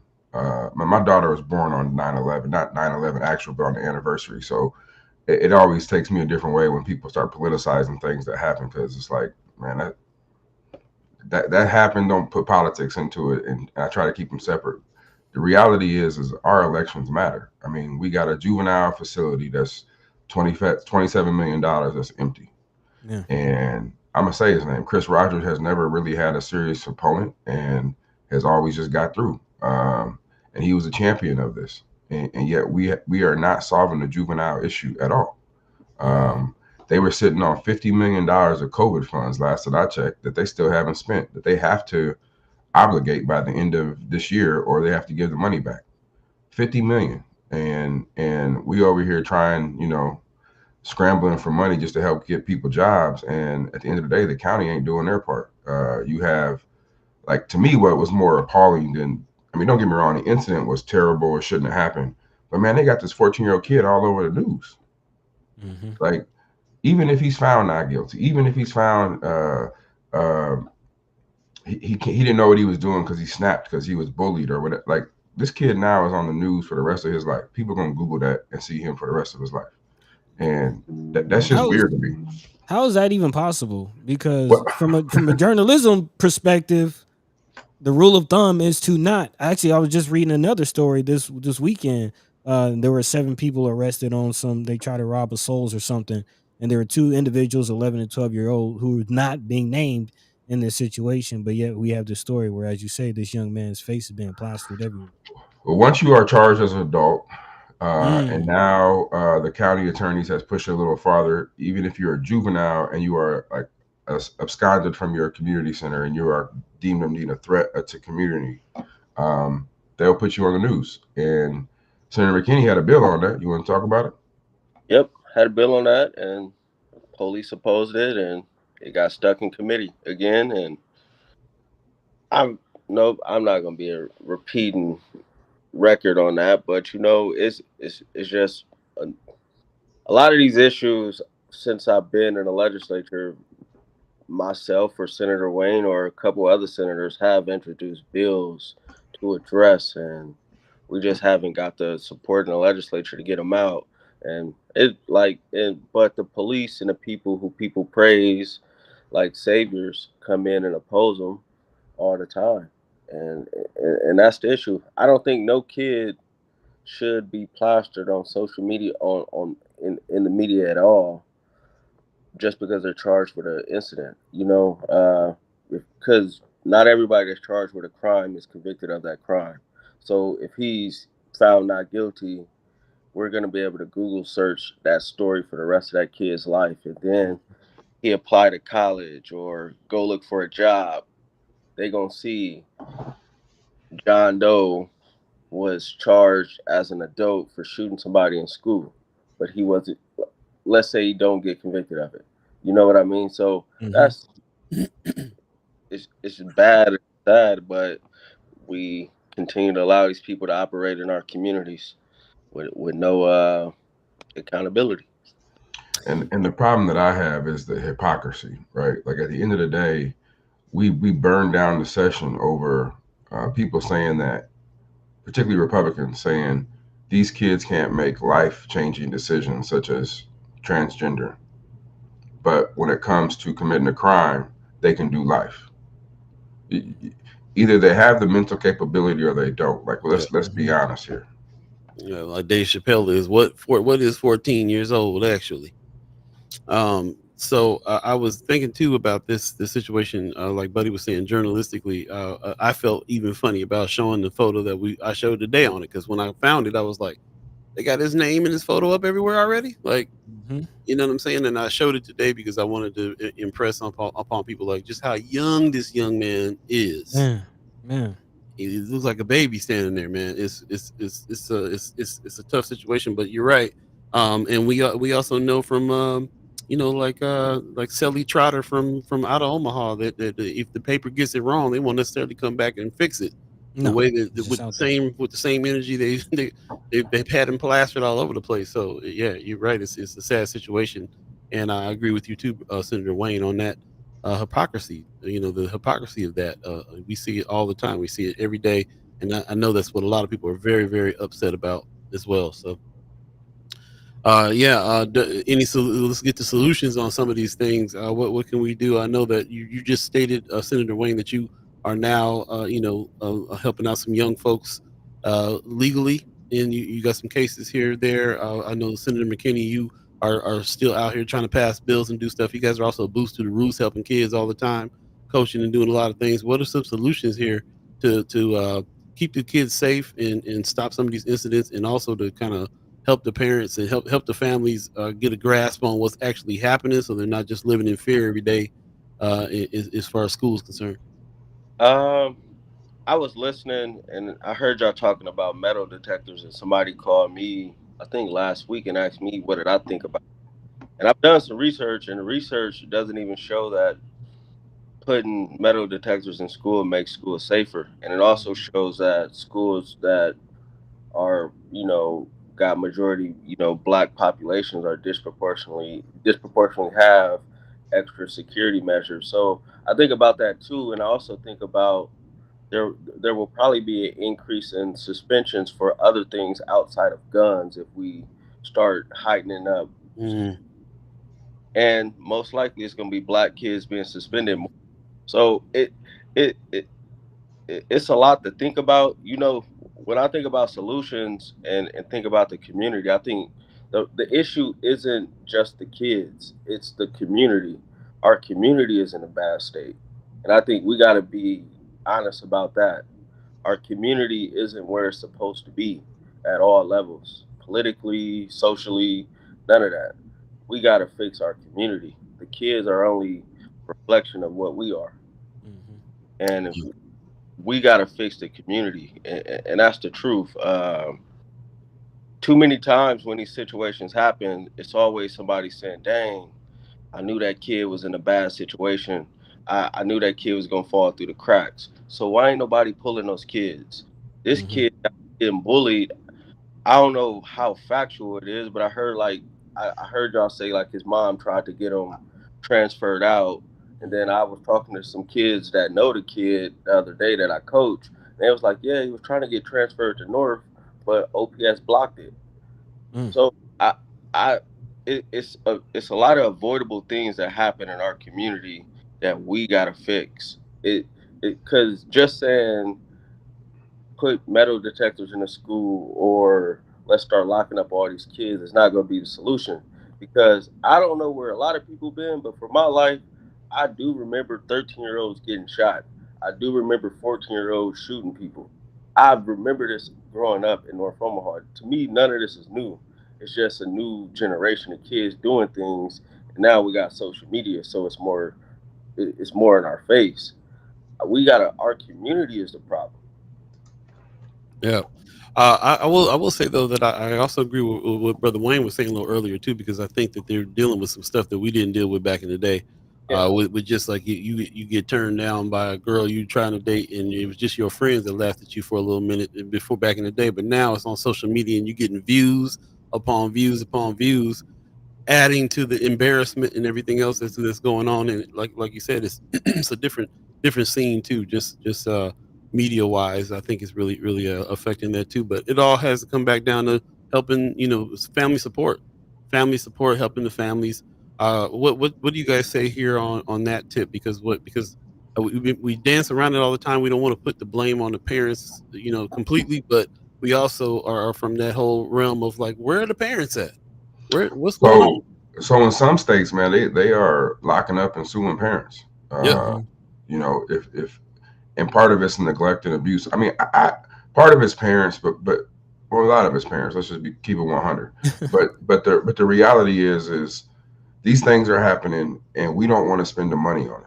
And when I say we, I'm Mhm. talking the state and the county don't want to spend the money to do the right interventions, because it might be, taking the old what's that camp Dana College up in Blair and turning that into some kind of boarding school where we can give some kids some more structure. Now they're doing something Mhm. else with it, so I'm just throwing up a hypothetical. But it might be we have to take a kid out of home and do something else, put them in their cousin's house in Phoenix and pay for that, like to give them a different surrounding. I'm not saying that's the answer, because what we do is we overcompensate, and that's the problem with charging 11-year-olds as adults, is because it won't be just the most horrendous 11-year-old. It'll be, we'll charge them for stealing a Snickers too, and so Mhm. that's what we do. That's the balance in that, politically and policy wise. Terrell and I have been involved in for the last 4 years, is balancing the overextension of what they want to do. But the reality is, it costs money to help these kids. You got to have services in there. You have some parents who don't know how to parent, and you have school systems that are failing these kids. And so, if you got a school system where the parents and everybody's saying, "Get this kid out of here. He's being bullied," then at that point, what is that parent supposed to do? Wait till the kid gets in trouble to get the services. And that's the problem right now. I'm representing some parents who their kid had autism, and they've been trying to get him help. He's 7 years old, getting him help, 8 years old, Then he does something, and everybody's like, "Oh, he's got problems. Here go all the services we can offer you." But why does he have to do something to get in trouble before he can get those services? And Mhm. that's where we're at because people don't want to pay for the preventative care. Yeah, Yeah. I mean that's really out of all the mental health situations, facilities that have popped up in the Omaha Metro over the last 2 years. It seems like only one is connected to a school. Only one is kind of community centered. It seems like everything else you got to have some kind of charge. You got to have some sort of interaction with the police before you actually get access to these programs. You think of Radius, you think of what is being built at Douglas County Corrections. It seems like that's par for the course. But how do we get these services? And it kind of sounds like I want to acknowledge a comment earlier. Sister Majid Jenkins says we need free. Free food, free housing, free counselors, free therapy. We need healing that comes at no cost. Is that kind of what you're talking about, Senator Wayne? Yeah, I mean, we need counseling. We need help. I mean, I just on a personal story when somebody in my family needed a young child needed some help. Had it not been for me being a senator, that child would have been on a 7 month waiting list. Mm. And I had to make some phone calls and some phone calls and some phone calls, and finally that child got in within like 2 weeks. But for most people who just call up and say, "Hey, my daughter or my son or my little nephew needs some help," it's a 7 month waiting list. Wow. Mama Guy was asking about that earlier. She put the post in earlier talking about Douglas County Family Helpline. She says that she's asking, do you think it's ineffective in your opinion? It is ineffective because the resources just aren't there. I mean, and part of it's us, right? Like we don't go into those chosen fields, and when we do, we tend to not want to deal with Medicaid, and I mean, there's a lot of obstacles that come with providing services, but they're all overcome. We can overcome them. We Hmm. just we gotta put it together, and it seems like every time we do, it just reminds me how racist sometimes Nebraska can be because they're like, "Nah, it truly isn't for everyone, and we ain't gonna help you with that." That's what it Yeah. comes down to. I mean, my PTSD, I So passed it's the not true. PTSD bill, right? And that's 500,000. But when I asked HHS where they're at with the grant, it's not even on their list. Like they ain't even came out with it. They ain't. But getting five So hundred thousand was a work. so the bill is passed. It's just they're not applying for the funds. Is that what you're saying? They're not distributing the funds. So it's just sitting there. Yeah, it's like DED all over. Man, don't get me started. Brother Roscoe Wallace in the chat says we as a community failing our kids, we have to stop just profiting off our young people through programs designed just to collect a check, which is kind of seems like a lot of the feeling we talk about here. Some of these nonprofits and organizations, a lot of people in the chat calling them out. What is really going on. I know Senator McKinney, you have been critical about some of the organizations in the community. Seems like poverty pimping, as you call it. How do we navigate, I guess, through all of this? It's kind of obvious on me, like not one of us, will have all the answers right now. But as people in leadership position, as thought leaders, I would say, how do we, direct the conversation? Where should we go in this conversation?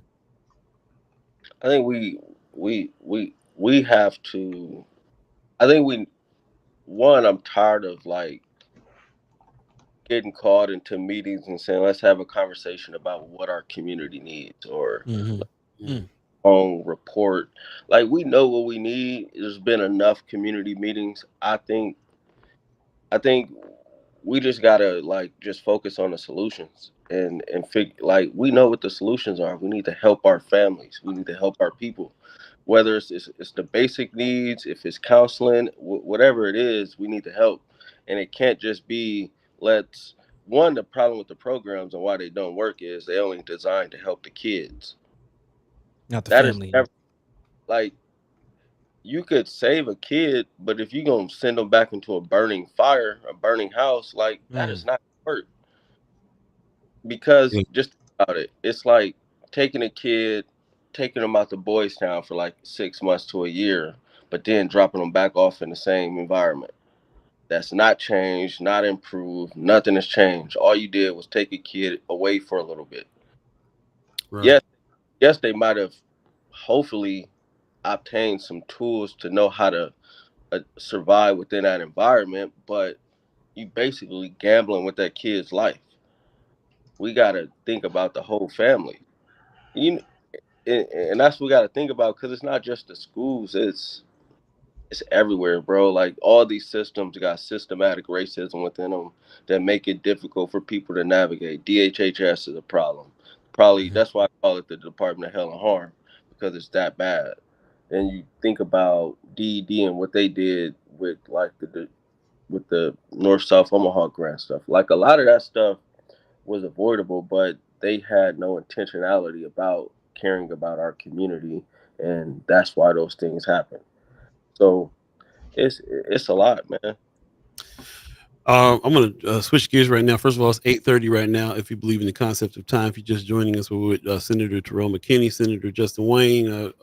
Thankfully, came on this morning, and we're talking about the situations that's been going on in the schools here with some of the violence and stuff that's been happening with the youth. In the chat, I do want to address a couple of comments here. Anthony Rogers Rice says, I really want to know how they think school choice will help the situation. It's an issue on the ballot, and the senators both back school choice. We've covered this before on this show. Previous shows, we've talked extensively and broke down on what they thought of that. But I thought it might be a good time to revisit. Magic Miller Jenkins says, I second the question of school choice. With no black run scholastic options, what do the senators think will happen with black youth and this school choice bill? Maybe you can guys briefly reiterate what's going on there. I mean, my stance on it at the end of the day is, my opinion is public schools in my district are already destroyed and failing kids, and we could just be straight, frank, and honest about that. And if you look at the data from the past 30 years, this is not a new issue. My stance on kids having an option to go look at other schools has always been, how can you look at a parent that says, my kid is being failed in this situation? Let's use the kid that was being bullied. How could I look at his mom and say, we can't help you, but then this situation happened and her kid might end up locked up for the rest of his life? That's what I'm thinking about. I'm not saying either system is a solution, because there's pros and cons to both. But growing up in the hood, growing up in North Omaha, I recognize that some stuff is good for some people and some is not. I'm not trying to destroy nothing. It's already destroyed. Let's be honest about that. Yeah. For me, it's just simple. I think education is a right, and I think your options shouldn't be limited by the income you make. It's really that simple for me. Um, if a parent can afford to send their kid to a private school, protect this particular situation, she might have been able to do that. But at the end of the day, it is a right that we need to provide education, and a parent should be able to make a choice of where they do that. And what's interesting to me is those who are fighting to deny school choice are the ones who have choice. Hmm.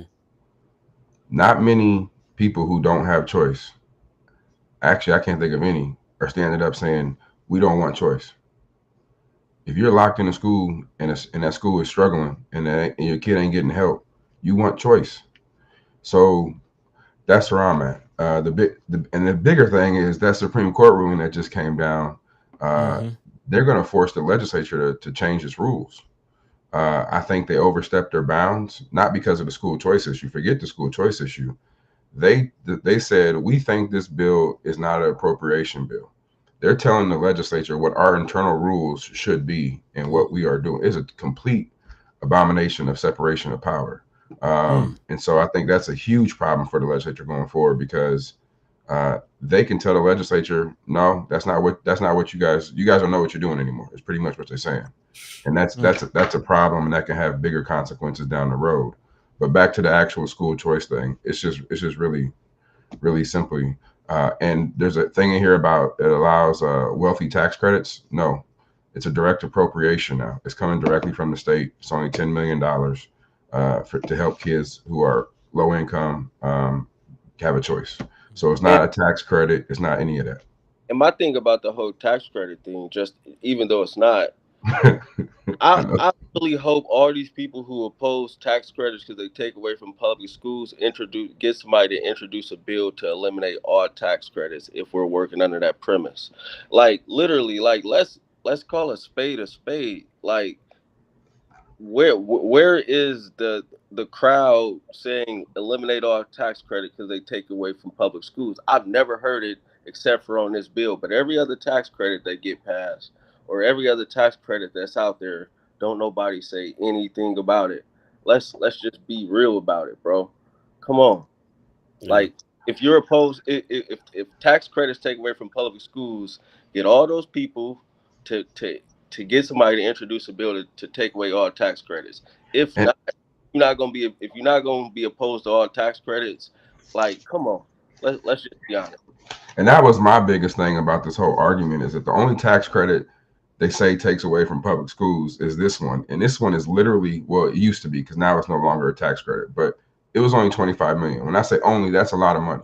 But what you people got to understand is we got tax incentives and tax credits for every corporation out here, like Union Pacific and ConAgra and Mutual of Omaha, etc. Like that costs millions and hundreds of millions each year. And nobody thought, well, this is taken away from public schools. But the one tax credit that might help some black and brown and poor folks make a choice, it's terrible. It's this public education is being destroyed. And saying right, right to got the right deny kids all the time too. They deny kids from going to transferring to other schools. They deny kids. I know of different situations. Like I can was going to bring that up too. This case that we're looking at right now with this young man. They said his parents, his mom tried to get him in another school, within OPS, and it didn't happen. Although Mel Jenkins and I offer what choice though? Private schools have the right to deny entry. That's what you just commented on. Is the so does All right, public just schools. let me hop in here real quick. The first question on a option enrollment form is, does your kid have an IEP? That is literally the first question. They will deny what is your an IEP? child an individualized education plan for special needs kid. They will deny your child if you have a special needs kid, primarily because they don't want their test scores to go down. We have talked about that for 7 years in the legislature, and every time we bring a bill to try to change it, it dies. So the first question they ask. The second question they ask is your kid on free and reduced lunch? If they don't use those two to screen out people, then why even have the question? Wow. Mm-hmm. Wow. And you're saying OPS acts that or private schools act that? Every public school asks that on their return. It is on the state option enrollment form. So when you want to opt to another school, that is the first two questions you have to ask. And It's further like to that point, no child left behind. But except for does he have those problems, or is he on school lunch? I mean, further to that point, we haven't really talked about, has OPS opened those special needs programs that they closed earlier this No, year? no. What's going on with that, And here's the and what's crazy going on with part. their spending? Oh, so y'all get me worked up this morning. Here's the crazy part. OPS is going to lower their levy. If you read the article in the World Herald, they're going to lower their levy by like 11%. And then over the next 5 to 6 years, they're going to draw down their cash reserve to like 10%. So they're sitting on like 140 million in extra cash in their bank account. The cash reserve is actual cash that they have, 140 million, and yet we can't get enough security. And I ain't talking. I represent the security officers in their negotiations. We can't get better pay for teachers, and yet they're sitting on this cash. They're going to draw down their tax authority, and then use their cash that they have in their bank account to spend it out to make it look like they're being conservative. In the meantime, we got schools without special education. And I think y'all miss an argument. The argument is the same way you could say there's a con on this side, there's also that same con on this side. That's all that is being stated. That is all. Yeah. Well, I appreciate. I don't love or hate both. Like I just think black kids should be able to, like, I want all black kids to get an education. And kids from my community get an education, because I'm tired of seeing kids that I know and people that I've grown up with in a pen. That's my stance, and you can like it. Right, and I'm in the same boat. Like ain't no solution the perfect solution. But if a parent wants to say, hey, I think Jesuit is better and I can't afford it, I still want them to have that option. And if it don't work out, it don't work out. But let's at least try, because what we're doing right now ain't working. Yeah, open up all the options. Be able to have a choice. And I think the people that are thinking that that might be an issue, or people that are feeling like maybe that money is going to be taken from public schools. But you guys have consistently be saying public school also needs the help at the same time. We just need to have some more choices here. So appreciate you guys revisiting that one. That seems to come up a lot here, even though, like I said, we've had several shows where you guys have already iterated why you went that direction. But appreciate you taking the time for the reminder on that. Uh, it's 8:40 right now. If you believe in the concept of time, I don't quite know where to pivot. But I would, and when I don't, then that's when I start asking questions like this: what do we need to be looking at? What is on your radar? Uh, yeah, what's So going on? as judiciary chair, we're going to do a hearing in Omaha. We're trying to lock down the dates on actually this juvenile stuff. We'll do a hearing and open up to the public. We'll have the police and everybody come in and state, kind of what they're seeing or whatever. I think Senator McKinney. There are two elections that I am very interested in. One is obviously Ashley Spivey in District 13. The other one is in Lincoln and involves a current senator, and she's running against Nikki Beamer. I think those are going to be two critical elections when it comes to juvenile justice. I think next year, well, I know next year, Sheriff Aaron Hansen, Police Union, Don Klein are going to run a significant juvenile package that would lock up a lot of juveniles, going down to as young as 10 years old. Oh, goodness. And Senator McKinney is going to need all the help on that Judiciary Committee to keep those bills in committee. And I think those two critical elections. And so people who think, oh, the person running against Ashley is okay, he's cool, whatever. I'm telling you, there are pressure points. And when you look at where people work at and you look at where people are getting paid from, there are pressure points in this job. And if you don't have somebody who is free on their own, they're going to get calls from their bosses. They're going to get calls from people who they work with. And I've just seen it too many times where people who you thought were with you, somehow their job moved them somewhere else. And I know where Hawkins Construction is on labor. I know where they are on living wages. I know where they are on workers' compensation, and I know where they are on family medical leave. These are all issues that get blown over right now when you're just talking to somebody because they don't know the depths of it. But I'm telling you, these are probably the two critical seats in the legislature to stop this over incarceration of our youth that's about to occur.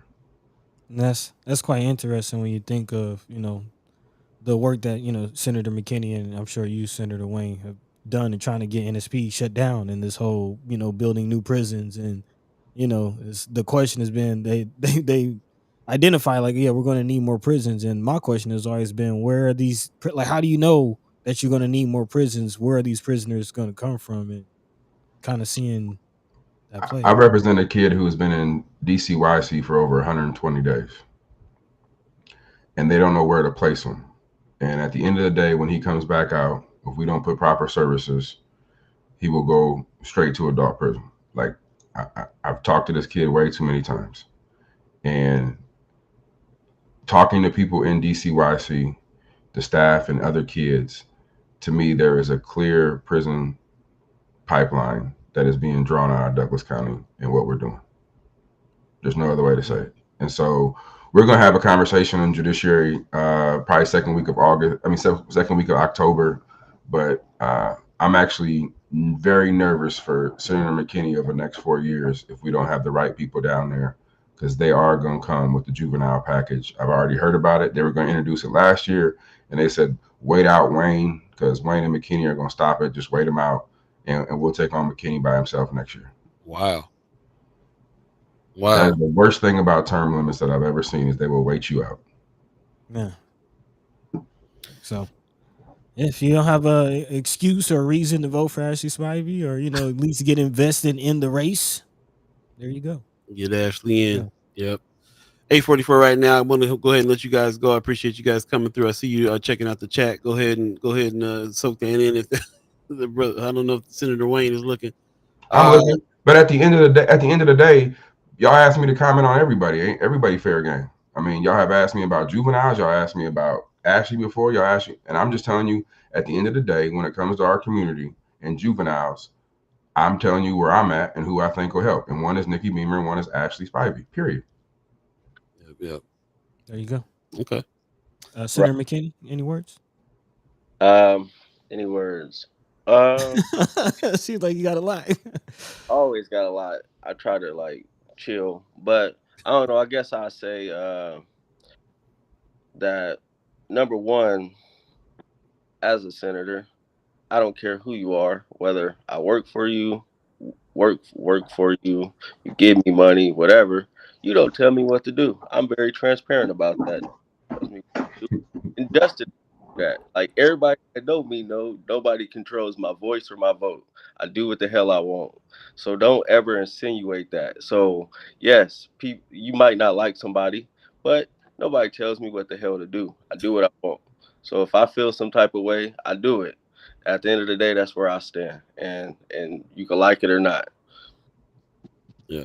There you go. And I will say you're saying that, but I also know that you have that you're a fully trusted individual in our community that does what you want because you have the interests of our community at heart first and foremost. Mm-hmm. Black folks and kids in these situations, first and foremost, we know that you're fighting for them, and you're gonna do what you're gonna do regardless of what anybody comes and tries to change up. And when it come down to juvenile justice, like at the end of the day, it's gonna be our kids that's on it. Our kids is on the chopping. Mm-hmm. When you look at the numbers in DCYC, 80, probably 90% of the kids today are black, and they all most likely coming from the zip codes that I represent. Like, so for me, it's passionate. I'm passionate about it because I know what they're doing to our kids. Because I know they are falling through the cracks, and for me, I feel like it's super intentional because it's, it's just it's way too many people that work for these systems that are wealthy that could set up program. Like me and Justin had conversations about all the money that's being wasted that you could just shift somewhere else to like solve a lot of these issues, whether it's helping the mom and the dad, like make sure the basic needs of the house is straight, so mom ain't working two jobs, so she can be home, and those type of things. It's so many things that can be done if people were intentional about actually caring about our community and not just profiting off of it, making fake awards and getting tax write-offs. Like seriously, like it's just insane, bro. And here's what I would say. One, the party ain't never really liked me. We can go back on all these shows that I've been on, and you can see when the party hates me because I've never been a party person. So I speak what's on my mind. And part of it is because of what Senator McKinney just said, the amount of money we are wasting and the amount of things that we could do if we just had the will. And I think a two-party system is part of the problem when it comes to the will, because it's easy. Like I'm gonna tell you right now, we're getting ready to cut provider rates to people who are actually serving our juveniles. We're gonna cut them. And when that happens, I know for sure of one agency who is housing about 50 of our more serious juveniles who will walk away and leave this state and go somewhere else. Wow. Like that's what when we talk about providing services and the money's there, we just don't want to do it, and we don't have the will to do it. And I put that on both sides, Republicans, Democrats, everywhere. Man. And I also welcome real and not candidate forums. I welcome debates. Like I hate Mm-hmm. I think they stupid. I would rather the straight debate on the issues for all candidates. Like seriously. So I'm cool with that. Like I'm cool with it, bro. Yeah. See, we Oh, somebody host one. yeah. There you go. That's what's up. Appreciate you, Yeah. fellas. Drop mics. Yep. Mic dropping all over the place. Appreciate y'all. Appreciate y'all for taking the time this morning coming in. Hopefully, we'll see you next week. Season coming to it. Season where are we about halfway into the season right now? Yeah, season 1B. Yeah, Season 1B about halfway in, about and 2 weeks left or 2 months left. yep, 2 months left in this season. So I'll have to talk about it again. But appreciate all the efforts, everything you guys are doing to fight. Appreciate the words, some of the clarity on a lot of things. Really appreciate it, man. Hopefully we'll see you again next week. All Y'all right. be easy. Do the Right same. on. Peace. Peace. Man, chat's going off. Yes, it is. I'm trying to trying to navigate all this tech here. I appreciate everybody that's in the chat. Let's take a quick break and jump back into the chat here in a minute. Stay tuned. You're listening to First Sky Omaha Radio. First Sky Omaha in the morning. In the morning. All be buddy the guy. Whoo, man. They just dropped a load on us for real. Lots of information for real. Stay tuned. We'll be right back.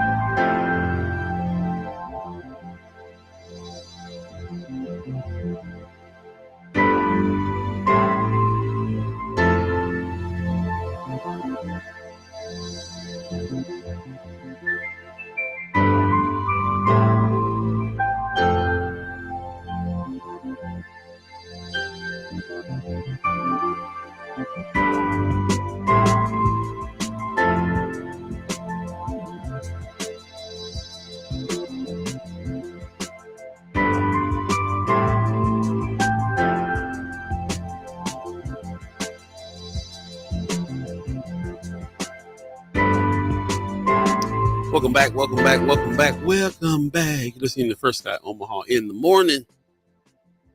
In the morning. 8:51 right now. If you believe in the concept of time, got about 9 minutes left in the broadcast. Appreciate everybody that stuck around and everybody's great comments in the chat as well. Definitely want to go through a few things. We did say that we would do a little bit more discussion in the second hour, but we kind of let the senators go off a little bit because they had some things to say. And it was in direct response to some of your questions there. So we appreciate that very much. Anthony Rogers Wright was saying there is a need, way more need for actual candidate forums, candidate versus candidate in real time, and taking real questions from the people. Otherwise, it's nothing more than one-sided propaganda. Can be that. We definitely, definitely would back us if somebody wants to, put some kind of debate together. Senator McKinney was like, I'm not even with the forums. I want the straight debate. So let's get the straight debates happening. That's what's up. Also, Matthew Miller Jenkins in the chat says they aren't falling through the cracks. They're being ushered down hallways and thrown through canyons. This is all intentional. Preschool to prison pipeline. Seeing it play out in real time. For sure. Appreciate that very much. Also, Wanda Lewis in the chat says private schools will get to select the students they want to attend. What will happen to all the other students, the ones who really need help? These are good questions, but I just want to reiterate what the senators are saying. Their public schools can also select students, have been, and that's been a problem as well. Ceci Jean in the chat, good morning, says she appreciates the senators, as do we. Appreciate that. Stephen Abraham in the chat, good morning, says the political machine is an interesting thing. Heather Williams says we do need some kind of debate with these candidates. Some of us still don't know who they are or what they represent. Yep. Yeah. Agreed. Also, Stacey, Measure Miller Jenkins says, I love this energy behind the destruction of the two-party system, but I'm feeling very chicken little. Where's the help in building? Who's bringing that litigation? Earlier, there was a question posed about, what happens when there's an organization that is supposed to be giving money to a situation and it just doesn't. And of course, we always go back to litigation. Litigation is the key. Mm-hmm. Who's bringing that is a very great question as well. So very interesting. Also, on that private school situation discussion we were talking about, Anthony Rogers Wright says just saying Norway, Denmark, Finland, and Sweden all outlaw private schools, and their literacy rate is close to 100%. So there's that. The problem is attaching capitalism to the education system. Capitalism is a system of winners and losers. Yeah, very true. I do believe though that I feel like OPS. I feel like public school system is also abiding by those rules as well.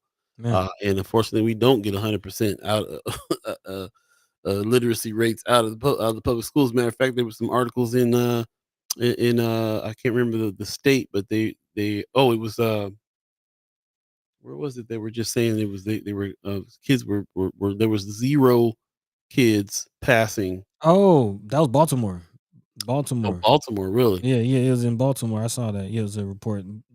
Students, like a huge percentage, and this might be a different story, but I did see a story. A huge percentage of students in Baltimore are performing under grade level.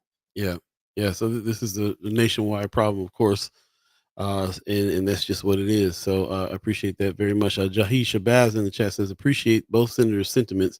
The children are the symptom of the disease. When will we identify the disease? The programmers, the social engineers, operative questions is who is worse, Dr. Frankenstein or the monster that he produced that was an extension of the representative of his insanity. Mm-hmm. Interesting comment. Yeah. Mm-hmm. Anything else standing out to you comment wise? No, those are pretty much it. Definitely want to acknowledge brother Jahi Shabazz. And a few other comments that you called out. Um, yeah, that's pretty much it. That's pretty much Yep, it. yep. Big shout out to everybody in the chat, letting your mind be free, letting your voice be heard, and making some great points. Definitely, definitely. Let's do a little lightning round now that we got about 5 minutes left in the broadcast. Some things you want to jump on real quick, buddy. Yeah, yeah. Again, we sort of talked about the whole school choice situation. Big shout out to those of you who are asking your questions and getting your questions asked while we had the senators on. And that's definitely kind of taking me into this main story that I want to talk about in the second hour, just reminding people of some of the other issues. Again, people have mentioned that there's some people running for office that you don't know about their stances, but there's also some issues that you, the people, have a direct say on that you should be aware of as well. And the school choice is one of those situations. Again, although the bill has been passed, it is going to the ballot whether or not the people will repeal that situation. So again, if you are one of the people who are against the school choice situation and don't think that it's a good idea, which it seems like some of you in the chat are, you will have the opportunity again to vote on that, to repeal that law. Again, Nebraskans will make a choice on whether 10 million of state money can go to private school scholarships or not. Also, other issues making its way to the ballot. Of course, abortion, a heavy topic. A vote for protect women and children would ban abortions after the first 12 weeks of pregnancy. Also, a vote for protect our rights would allow abortion up until the point where the fetus could survive outside the womb. So again, women's rights making its way and allowing the people to speak directly on it. And then also another big initiative, especially economically, is the legalization of medical marijuana, something that the senators, Justin Wayne, Terrell McKinney, and several other senators have identified as a pathway to kind of help with, some of the things going on with property taxes and other incomes that the state is looking for.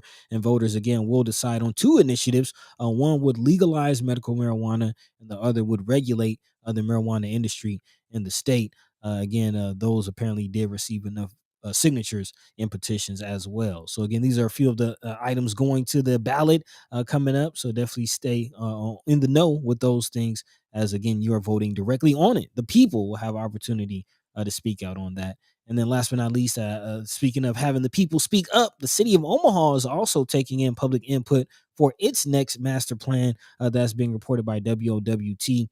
Apparently, We Make Omaha website has launched, and now people can make their voice heard. Omaha's last comprehensive plan was actually written in the 1990s.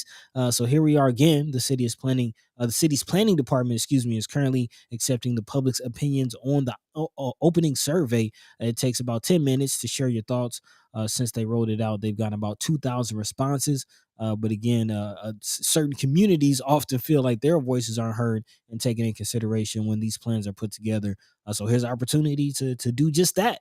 Again, the city of Omaha has the opening survey in the We Make Omaha website, which we'll drop here in the chat in a second. And that pretty much does it for our lightning round. Okay.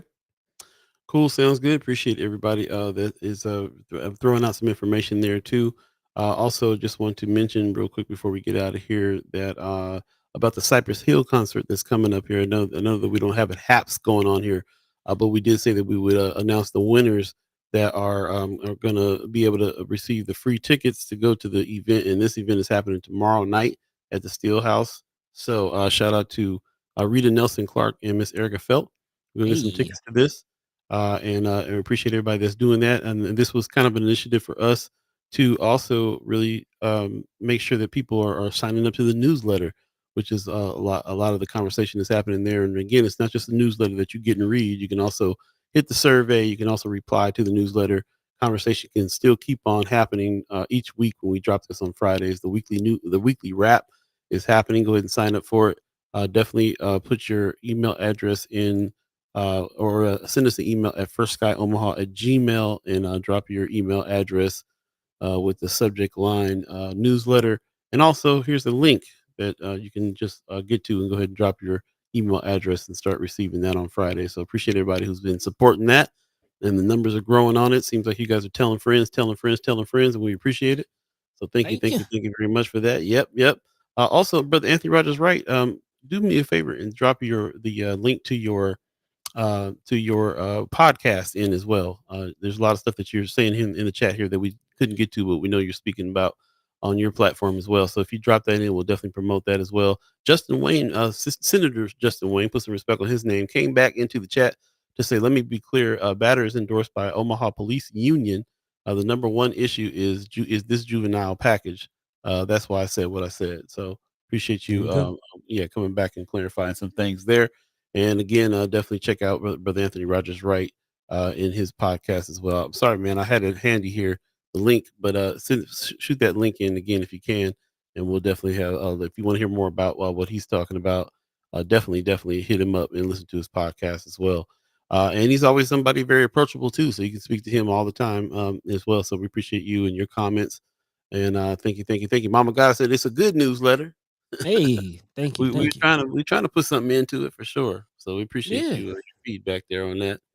And in the spirit of Mama God, I just want to remind everybody, please like and subscribe. There you go. She reminds us. She always reminds us that we need to be saying that too. As far as our YouTube channel is concerned, please like and subscribe, and tell a friend to subscribe as well. We're definitely trying to raise the numbers there and get people's attention directed over the YouTube channel because we got a lot more video work and things like that we're going to drop here shortly as well. So the new things are coming and they're going to be coming over there and also on our website that's coming soon too. So stay Yeah, tuned for man. that and many more things. Like we can go ahead and get out of here. It's 9:01 already. If you believe in the concept of time, buddy, got some words for the people. Yeah, yeah. Again, make sure you check out ET's coming to town. Shout out to Willie Man, Bunkin Empowerment Network, and also again Robert Glasper, man. Let's make sure we show up and support, man. Definitely some dope shows, some things coming to the city, some people that you should check out. So again, get out, make sure you live alive with one another, and again, we appreciate you all for tuning in. Of course, big shout out to the senators, Terrell McKinney and Justin Wayne. Put some respect on their names for stopping by, dropping through, and speaking to us, dropping some gems, man, getting us some real good information. So again, we appreciate you on that, clarifying some things. If you missed those conversations, you can always go back, check us out on YouTube for the full episode. And also make sure you like, share, subscribe while you're there, and go ahead and sign up to our newsletter, the weekly wrap. Again, coming out every Friday. So big shout out to those of you who have already tapped in with that. And of course, we got shirts, man. We got shirts available. We have an ad space. Yeah, we got some things rolling out. So hit us up if you're interested in tapping in and supporting what we're doing here at First Sky Omaha. You can always reach us at firstsky omaha@gmail.com. Again, that's firstsky omaha@gmail.com. In the meantime, between time, catch us on Wednesday. Looking forward. I believe we have Brother Roscoe Wallace coming through. Mhm. Yeah, man. Kind of continuing the conversation about what we doing with our youth, man, and what are we doing? How are we rallying together as a community and to make sure that our future is bright because they are the future. So there you Yep. go. There you have it. Big shout out to everybody for joining the conversation, and catch us in the meantime. In between time, Paul B, Yo. take it away, man. Appreciate you, man. Pops says thanks for another great show. See you Wednesday. Appreciate that, Pops. Yeah, like we said, Roscoe Wallace is going to be on Wednesday. We actually also possibly have a second special guest as well. I'm trying to branch out and get some more information in different areas, so we'll Yeah, definitely be man. looking at that. Also, RG is asking about TikTok. Yeah, man. We're trying to Still come doing up the with some thing. strategies for TikTok. Yeah, but Yeah. we got to kind of go with the what we've been doing here, which is this discussion. Being able to reflect that discussion is kind of the priority, but yeah, we're keeping the TikTok happening. We'll definitely throw some stuff up, some new campaigns coming as well. I Stacey ain't shut it Jeans down yet. ain't shut it down. Yeah, Stacey Jeans said, "Great show, fellas. Appreciate that." Sue Kessler Hagan says, "Thank you guys for all you do. Have a great week, everyone. Appreciate it." Heather Williams said, "We had a good show. Appreciate that as well. Thank you." Mama God said, "When is Frankie Beverly's Whiteout? Is it this weekend?" That's a good question. I saw briefly saw a little bit of a flyer on that, and I didn't grab it and catch it. So If I do come across that, I'll put it in Friends of First Sky Omaha. Appreciate that. Appreciate you reminding me about that as well. But yeah, just appreciate everybody who's coming through and staying late into the second hour in order to be able to have some more discussion here as well. So thank you, and shout out to the senators for coming on again. And I can't wait to speak to them again next week about some new things that's happening, new things coming around the corner. Always something, always something. So Man, it's good to be able to have some thinkers on the show to be able to kind of decipher some of these things. So shout out to the Omaha tribe elders for allowing us to be on this land and speak while we're here, and shout out to you, first of all, shout out to our elders for allowing us to speak before you, and shout out to you, the chat chimers, allowing us to speak with you. Great conversation today, great questions, great comments, great information. Really appreciate it, and it really makes the show really kind of like when we got some good conversation going, some good hard questions that we can ask the guests and so on. Makes the show so very, very appreciative of that as well. yeah, yeah. So, And as always, if you have any ideas, again, we definitely looking to grow in the future as we move forward. So, yeah, if any feedback, you can always reach out to us on our Facebook page, Instagram page, or email us, firstsky@gmail.com. We'd love to hear from you. yep. Those of you that have ordered some shirts that we got coming as well, I'll be reaching out to you this week too. We got the Fight the Tower shirt that we've been raising a few funds for the Underwood Tenants Group with. Part of the proceeds go to that. So you can always hit us up on First Sky Omaha at Gmail and ask for that. We will have some links for you shortly as well. And a couple people has also gotten down with us with the First Sky collaboration shirt Hey, with the artist Skyrie. And yeah, those of you that have hit me up, I really appreciate that. We got a few left of those kind of limited edition ones, but also part of the proceeds go to the Underwoods Tenants Group as well. So shout out to that. And like I said, you can hit us up if you are inclined to purchase any of these shirts, and we'll definitely be in touch as we build out the system to get it to you a little bit more smoothly than I've been doing recently as of recent. So we're working on that. But thank you very much, and we'll be in touch. Rome's review says, "Have a blessed week, everyone." yes, yes. Thank you, and you guys, yeah, do that. Have a blessed week. We appreciate you. Peace. Peace. By the way, Vanglorious. This is protected by the red, the black